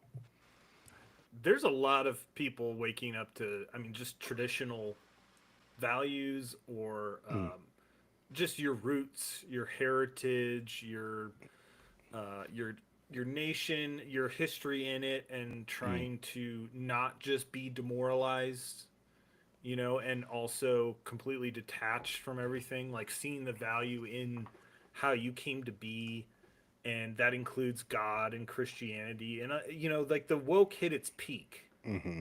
What it's still there, it's still doing things, but culturally it's on the decline because people saw you know, I mean, once they started doing the drag queen story hour at with children there, that Mm, was really the end. I mean, that was yeah, like the all right, this isn't, and this is not only crazy, but it's not cool anymore. This is absurd.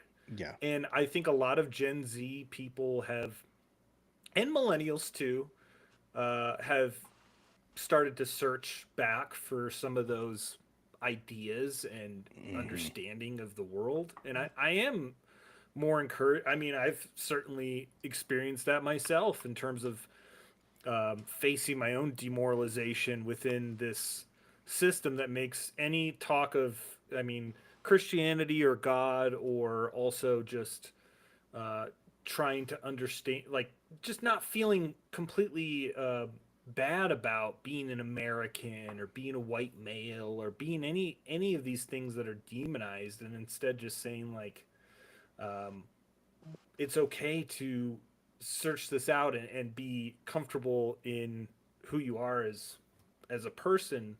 And a lot of people are doing that. I think we're on the upswing with a lot of cultural issues that are happening. I think we're winning. Fuck. Gave it to myself that time. Yeah, I got like two of this pod. What do you think, Steve? What do you think about this type of stuff? So, well, I mean, you always have to look at the Crowley way that they think of things. Do as you will is the whole of the law. There's a lot of power in that statement, and people who are of weak virtue or weak mind kind of get really excited. I can do what I want. Um, and they do that on purpose. But every generation rebels against the generation that came before, and I think we're seeing a Mm, lot of that. yeah. Growing up when I was younger, you know, we were coming out of Reagan and going into Clinton, and the nonsense. I don't know. Do you guys remember Jocelyn Elder by chance? No. No. Okay, Jocelyn Elder was Bill Clinton. I don't remember if she getting confirmed, but she was going to be the Surgeon General talking about toddlers masturbating. You can look this up. Oh, This is I do remember that. Yeah. yeah, this is insane. Okay, but that was the pushback against the perceived what are they, the moral majority is what they call it. And but society will always balance itself out. Now, I mean, we just lived through the most cartoonish of times, I think, since they've had video cameras and stuff. Like they always talk about the 60s, but I think when you compare the 60s and the 2014 to 2024, I think that's going to blow the 60s right out of the water. Just Mm, the absolute, you brought up abortion. One of my favorite things, body my choice, but after COVID, it became women's health because witchcraft. because as it turns out, that it wasn't your choice.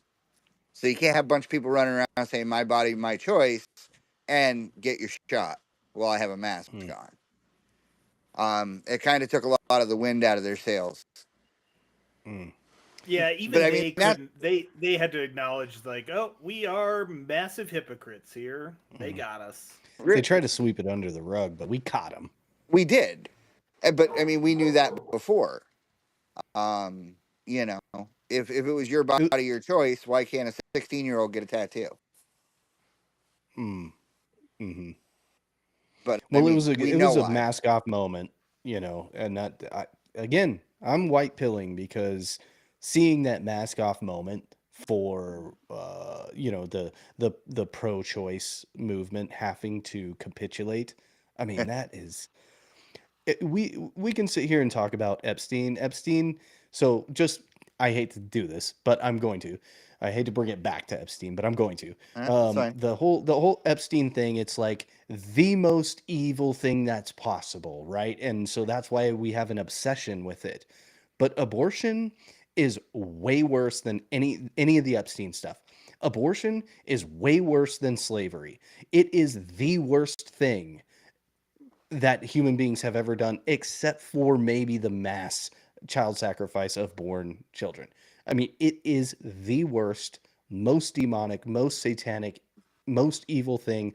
And the reason why I bring it up is because it's actually normalized, right? You can't really normalize, except for the people in NAMBLA who try. You can't really normalize pedophilia, but you can normalize child sacrifice. And I think that really, when it comes down to it, I think that abortion is really the most horrific abomination that human beings have ever done. And I think that God will judge us. And I'm surprised he hasn't sent another flood or another fire or another asteroid or something. But I am a little bit of a radical when it comes to abortion. Uh, I feel like I'm probably a little bit more of a radical when it comes to that. Well, and I mean, I understand it, not to be that guy, but my kid that's sitting upstairs, whenever his mom would get mad at me and she's pregnant, she's like, well, I'll just go abort him. And I was like, what? Like, I'm sorry that I left the toilet seat up, but that's probably not the right reaction.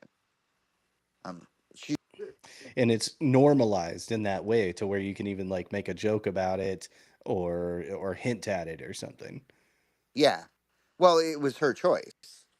Mm, That was, hmm that was hmm the crux of the issue. hmm But I mean, it went from Bill Clinton ran on safe, legal, and rare. Okay, that Yes, was his that's right. position on it. He That's right. wasn't he wasn't one of these over the top. And I'm not a Clinton fan, by the way. Mm. I you want to tell me a Rhodes Scholar doesn't know what the definition of is? Get out of here. Okay, but um, you know, you put Bill Clinton next to Pete Buttfudge, and he's going to look like a Republican because that's just how it goes. I mean, Trump is very Clintonian He in a is. lot of ways, He was a liberal until he decided not to be. But Mhm. by the way, here's a conspiracy theory for you. Let's go. Buttigieg is not gay. Oh yeah, Hell there's no yeah. way that guy's gay. No, he dated women up until he got into politics. Yeah, he's just using it You know, as a political. He needs some sort of intersectionality, oppressive points, right? well, how It's else is a white man going to be a Democrat in 2025? hey, it's possible that he attended a meeting of a secret society and they were doing a bunch of gay stuff, and he was like, "Well, actually, I think I'm kind of into this." Yeah, no, It could have been organic. I wish I believed it, but I really don't. I think So you don't even think he, he's doing any gay things? no, I don't think he's gay, and I think Obama is. And there's a lot of evidence that Obama is. I'm not talking the Mike Obama stuff. It's funny. I'm talking the letters he wrote to his his biographer got saying, I'm Hmm thinking about sex with men. And it's like, well, Yeah. I got news for you. If you're thinking about it, like I think about a hmm cheeseburger, it means I'm hungry. Yep. Walt. Oh, let's see. Catherine says Waltz, on the other hand, dated his boys he coached allegedly. Yeah, Allegedly. allegedly. Well, this If brings that was up. I the, want to go oh, ahead. go ahead. I Well, was just I going was to gonna say, say. Oh, it's fine. You Go, Steve. Real quick. That stuff, neither here nor there. Nothing ever came out about it. What bothers me is the first time we saw his wife, she shook on stage. They shook hands. It was the most awkward shit I've ever seen. And they had their honeymoon in China, and they slept in separate rooms. That's like flying a kite at night. Something ain't right with that. Well, and then also you got the Boatler thing where apparently a letter has surfaced where he said that Tim Walz was the one who ordered a hit on Klobuchar. Yeah, he wanted I just believe it. I just assume that I'm a pretty skeptical person, but I just assume the worst about these people. Okay. I just believe it. I thought for a second you were talking about Obama when you said Boatler, because it wasn't the butler killed by supposedly by his chef. Obama or what? His chef. Okay. His chef. That's right. Boatler would it's just Boatler. This weird connection in my head. And Butler, Pennsylvania. Right. It's all connected, guys. It's all connected. We're ringing the bell today. Well, I wanted to, since we're talking about this, this is a great opportunity for you guys to watch the Cuck of the Week, since you guys weren't on last week's show. Tyler won. He pulled this. We just need to go there again. Get it. One of the things that I think a lot of times boys need is not just exposure to one guy. One dad. One dad. No matter how good the dad is. He can't be everything. He can't be everything. And then that boy may need somebody to give the boy some perspective on the dad. Yeah, right? yeah. One of the most valuable things I learned as a guy was I had a gay professor in college. Okay. At a time when openly gay folks still weren't out a lot. Who became one of my favorite professors and was a great guy and would call me out when I started saying stuff that was ignorant. Start saying gay stuff. You need that. You need it to show empathy and kindness. And by the way, you need that person in your friend group so that if you then have a boy who's gay or non-binary or what have you, they have somebody that they can go, okay, I'm not alone in this. This is my gay dad, Steve, over here. Hey, I got my real dad and my gay dad. That's normal. That's what every boy needs. It's an absolute must.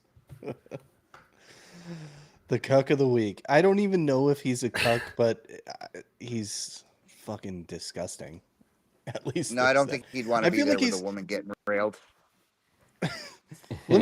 I think he's a cuck in that he is such a fraud. I'll just say that. Yeah, Michelle was giving him his lines like, "Oh, Barack, here you go. Yeah.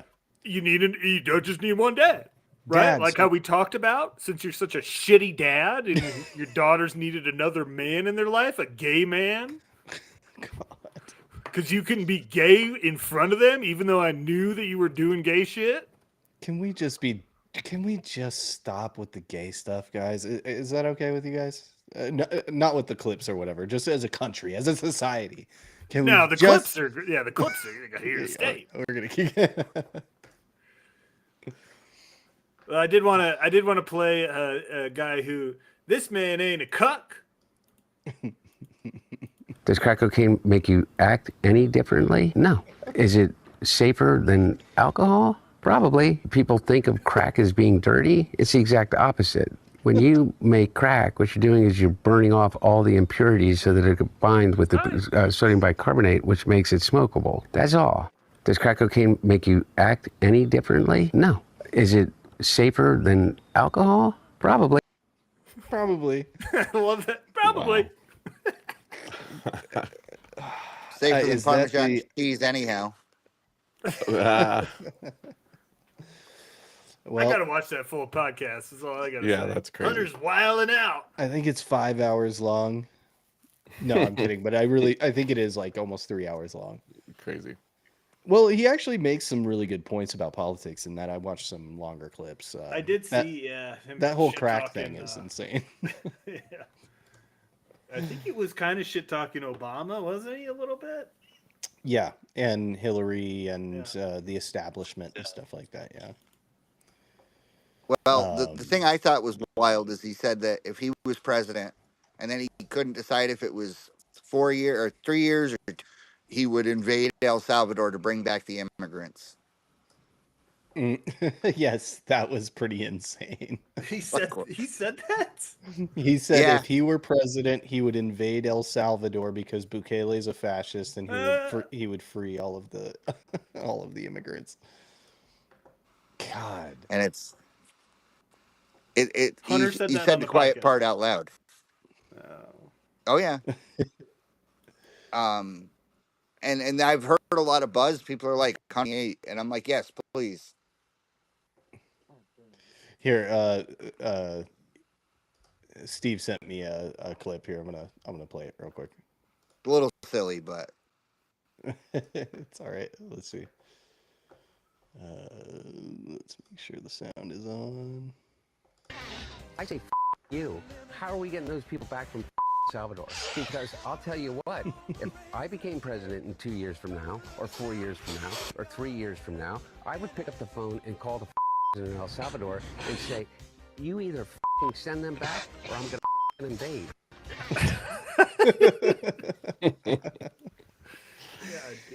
That's our next president, ladies and gentlemen. That is the Democrat front runner. We got George Clooney, we've got Stephen Colbert, we've got Hunter Biden. Who else? AOC, Booty Mr. Juice, Beast. Mr. Beast is up there. We'll see. We're taking Jasmine bets. Crockett. Oh yeah. So I wouldn't. I wouldn't mind if she ran. when I was trying to get my audio issues fixed, there, I heard you guys talking about Stephen Colbert. Mm-hmm. I'm not a Frenchman. I pay my taxes. I can pronounce it however I want. The problem with him, T. Yeah, is he is funny when stuff Robert De Niro, but you give him a microphone and he's not very intelligent. He's a good actor and he's a good voice actor. Yeah. He's not funny on his own. Yeah. He's got a crack writing team, Robert Smigel.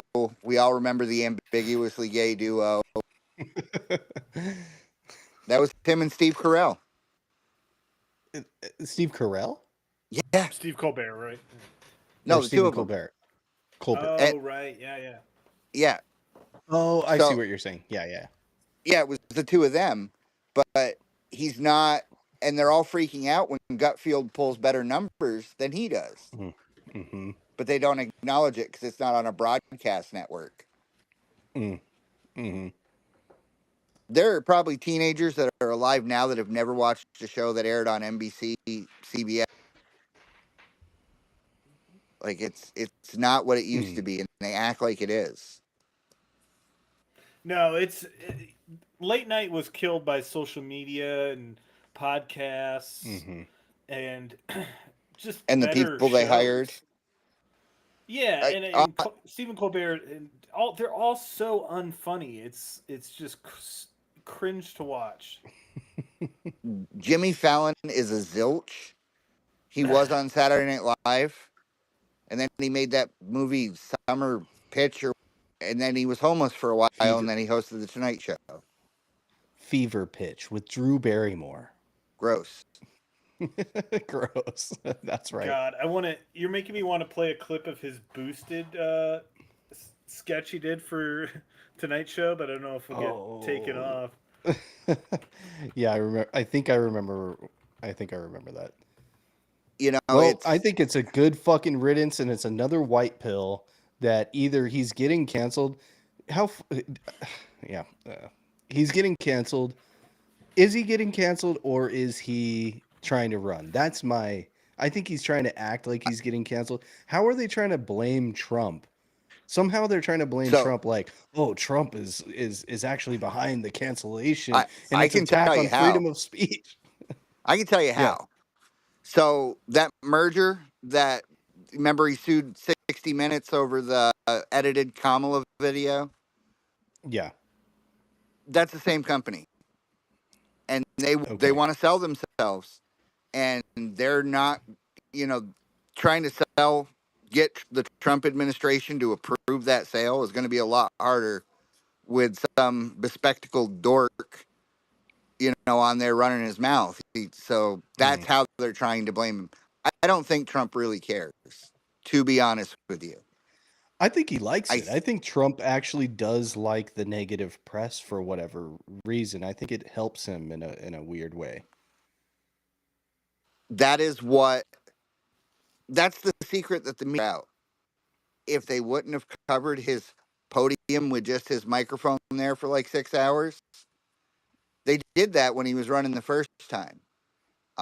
Every time he says something, they're hammering it. It causes a lot of backlash, but it ramps his base up, and they just could never figure that out. The Democrats really struggle with the internet generation. They do stuff like Harris aired that pro-Israeli ad in Pennsylvania and the pro-Palestinian ad in Michigan in the same night, and didn't think that people could talk to each other a couple hundred miles apart. Did you guys see that Trump has the same odds of winning the 2028 election as Kamala Harris? That makes sense. So about 0? Trump 2028. Trump 2028. Well, as long as, I don't know how much longer we're going here, but I'm about to open up something. Go ahead. Mike Pence.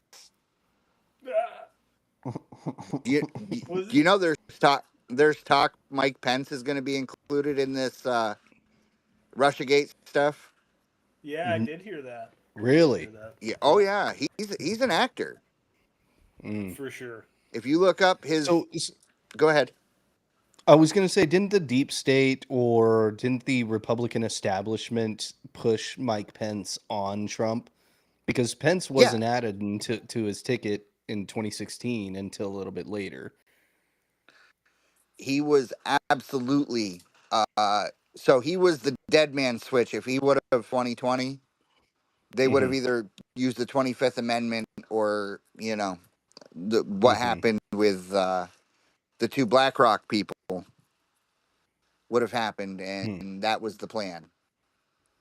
There's a lot to get into with all of this, but I'm telling you, there was something with Mike Pence, and he really shot himself in the foot by telling Tucker that he was concerned about the Ukrainians. Oh, that was such a disaster for him. Well, good fucking riddance to Mike fucking Pence. More white pills. More white pills. I'm just making it rain on white pills today. He shot his campaign right in the foot, and I was 100% there for it. They tried to frame him as some weird go to dinner with a woman alone. Yeah, that was actually kind of normal and respectable. That was like the coolest thing Mike Pence actually ever said.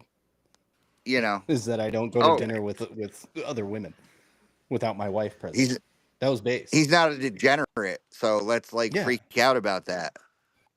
But yeah, I heard his name and my ears perked up because I kind of always they were talking about the 25th Amendment towards the end of the term in 2020 a lot, and everybody's like, "Oh, they're going to take Trump out." No, that was for Biden.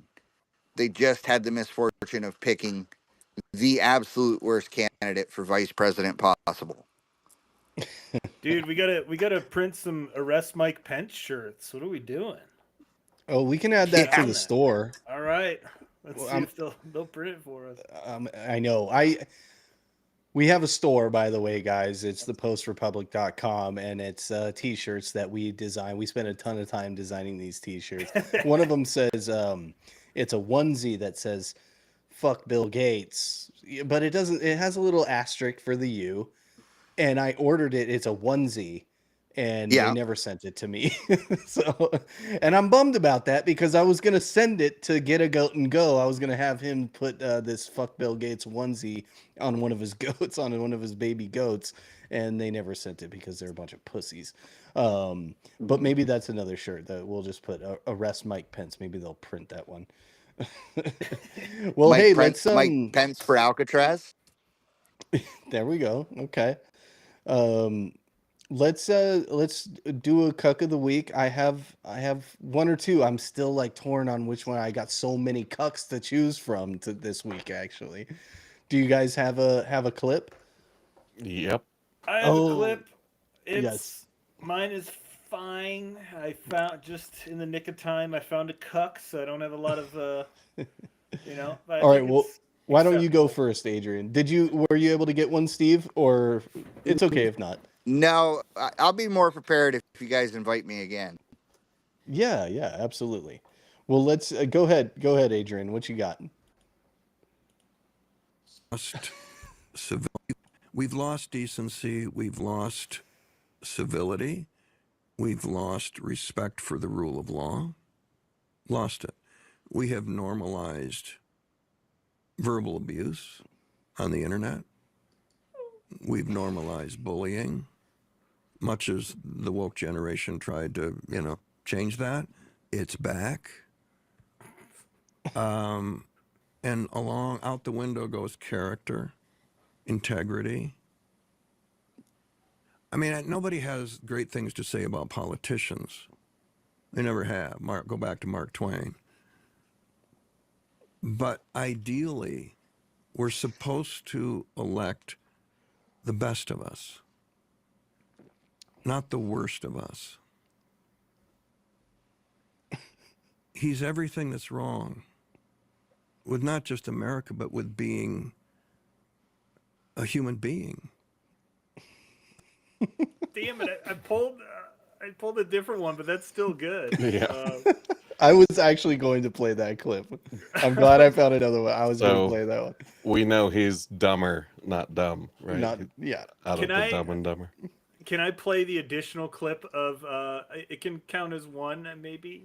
Do it. Of Jeff Daniels, because that was actually the one I meant to play, but it still applies. Let me get this pulled up here. Everybody gets one. He's everything that's wrong. And how I think she would have been a good choice. I don't care what they say. Because she would have done what Lincoln did. Oh. Liz Cheney would have been Secretary of State. Oh. Team of Rivals. Yeah, Team of Rivals. Doris Kearns Goodwin wrote the book about it. That's what Lincoln did. Surrounded himself with the people who would disagree with him, not the people who would, take a knee and go, yeah, more tariffs, sir, more. It's the madness of King George. And just the deterioration of the Republican Party. I mean, look, I'm just an actor. What do I know? Yeah. But when Mitch started stacking the courts 25 years ago, I said it on your show once. They can see it coming. The new America that is diverse and treats everyone with equality and respect and dignity. Unless you don't take the kind of like Jesus did. Oh, yeah, Democrats are just like Jesus. We're ready for that. And Mitch and company could see it coming. They were going to be the minority. So is he they just started, Mitch McConnell and then right here we are. And now you got it. No, he's not praising him. Ugh. That's fucking cringeology. Yeah, it's crazy. Ugh. And that's a demonic boomer mindset that will pass on. Yeah. Mm-hmm. Soon. Jeff Daniels. Oh my God, we're looking to the star of Dumb and Dumber to tell us about politics and the dignity and respect of the office. Another shirt idea: Kamala Lincoln 2028. She would have been just like Lincoln, who created the Republican Party and was Abe Lincoln freed Kamala Harris. He was right about that, but not for the reason he thought he was. Because Lincoln did large parts of the Constitution. He did a lot of things. We know why he did them. But he did a lot of things that weren't totally kosher. That would have been what she would have done. You can make a case. Yeah, you can make a case. Any politician, you could make a case that they're the bad guy. Pretty much any. I never said he was the bad guy. I'm just saying you could make a case, though. you know, Yeah. like every Well, yeah. It's all perspective. You get a president that legalizes cannibalism, he'll be a hero to the cannibals. Yes, exactly. So, That's right. so I mean, all right. Oh, go ahead. Oh, I was just gonna say, Silas, you got some cuckage. We'll see how this goes. I don't know. You're doing pretty good on numbers.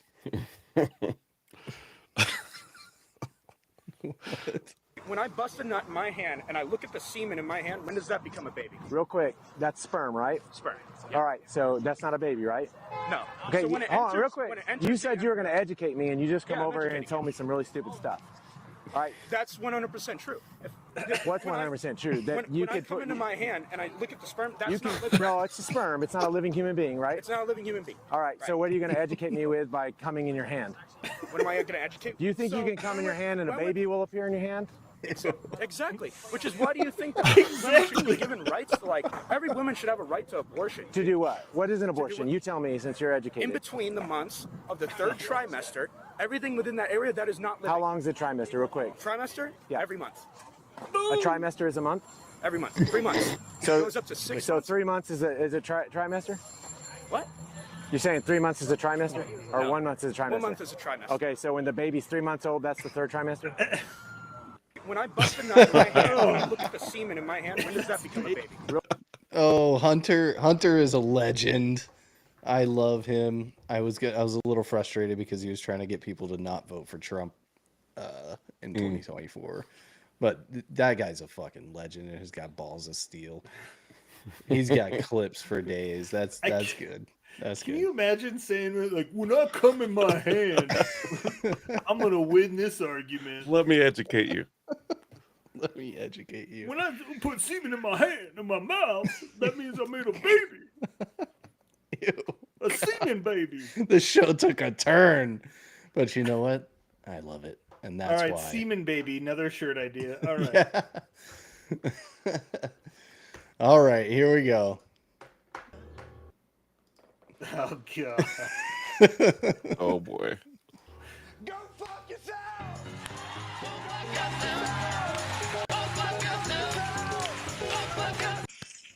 Oh no, sorry. Oh, why is it pausing? What? Oh, the demons are in my computer. Go fuck yourself!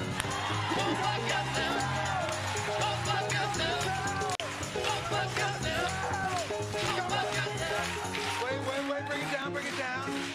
Let's bring it down. A little bit quiet. Fuck yourself. Just go fuck yourself. Everybody! Fuck yourself. Just go fuck yourself. Fuck yourself. Just go fuck yourself. Fuck yourself. Just go fuck yourself. Go fuck yourself. Go fuck yourself.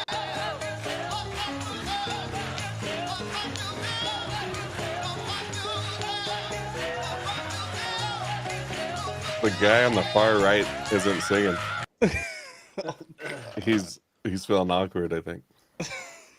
They don't even know like what they're singing and stuff. They're just like, oh, they're paying us to be here. So edgy, John. He's a cuck for the establishment. That's what I was going for. Yeah.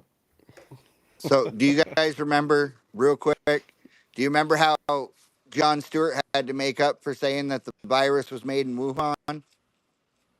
Oh, no, wait. I think I know what you're talking about, but go. He was on Colbert, and he was talking about how the virus was made in Wuhan, and you know, Colbert's freaking out, and then he disappeared for about a year, and then he had to pin a medal on a literal Nazi at Disneyland, and then he was allowed back into the club. It's a true story. You can look that up. No. So what are you doing here? Stewart isn't his We are real not- last name. That's late stage empire vibes. I mean, What, like when Canada invited a guy into Parliament to applaud him for fighting the Russians in World War II? Dude, that was and the thought best. nobody Oh. thought nobody was Thought going to nobody say, wait a would minute, notice. wait a minute. Who'd the Russians fight in World War II? It wasn't Ukrainians. Idiots. Even though them Ukrainians got some Nazis over there. They might. Yeah. The Azov Battalion. All right, Steve. So every cuck of the week, we vote on the cuck. Since you're here, we'll let you vote first. Which cuck All right. are you cuck? You know what? I got to go with the Steve-O guy who liked to put stuff in his hand. That was kind of troubling to me. Silas got another one. There it Hey, is. man. I was gonna vote for Silas too. God damn it. Yeah, me too. I was gonna vote for myself. Yeah, okay, well, me too. Well, eventually we'll crown a cuck champion. Maybe we should create a cuck trophy. Cuck champ. Yeah, Yes. Is it just? I think it's just a guy in the corner looking sad but satisfied. Weirdly. Weirdly satisfied. But Yep. we'll Cuck release that Finder soon. champion. I mean, we got to get some cuck merch. That's all I'm saying. Cuckmerch.com. Ooh. Oh, another vote came in. Oh. Oh. Yes, I they are still all win. equally horrible.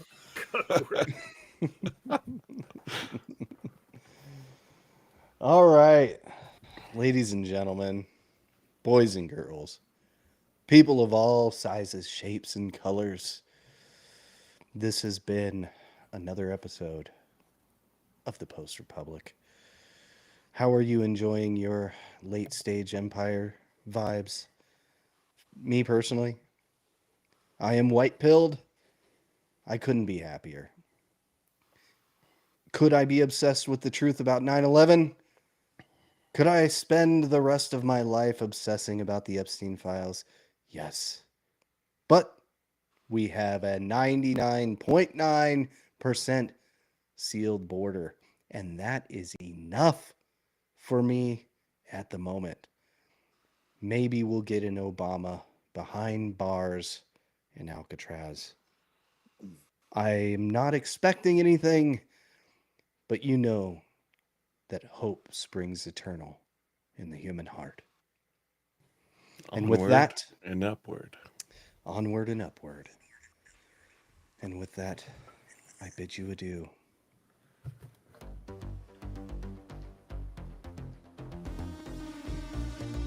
Like and subscribe.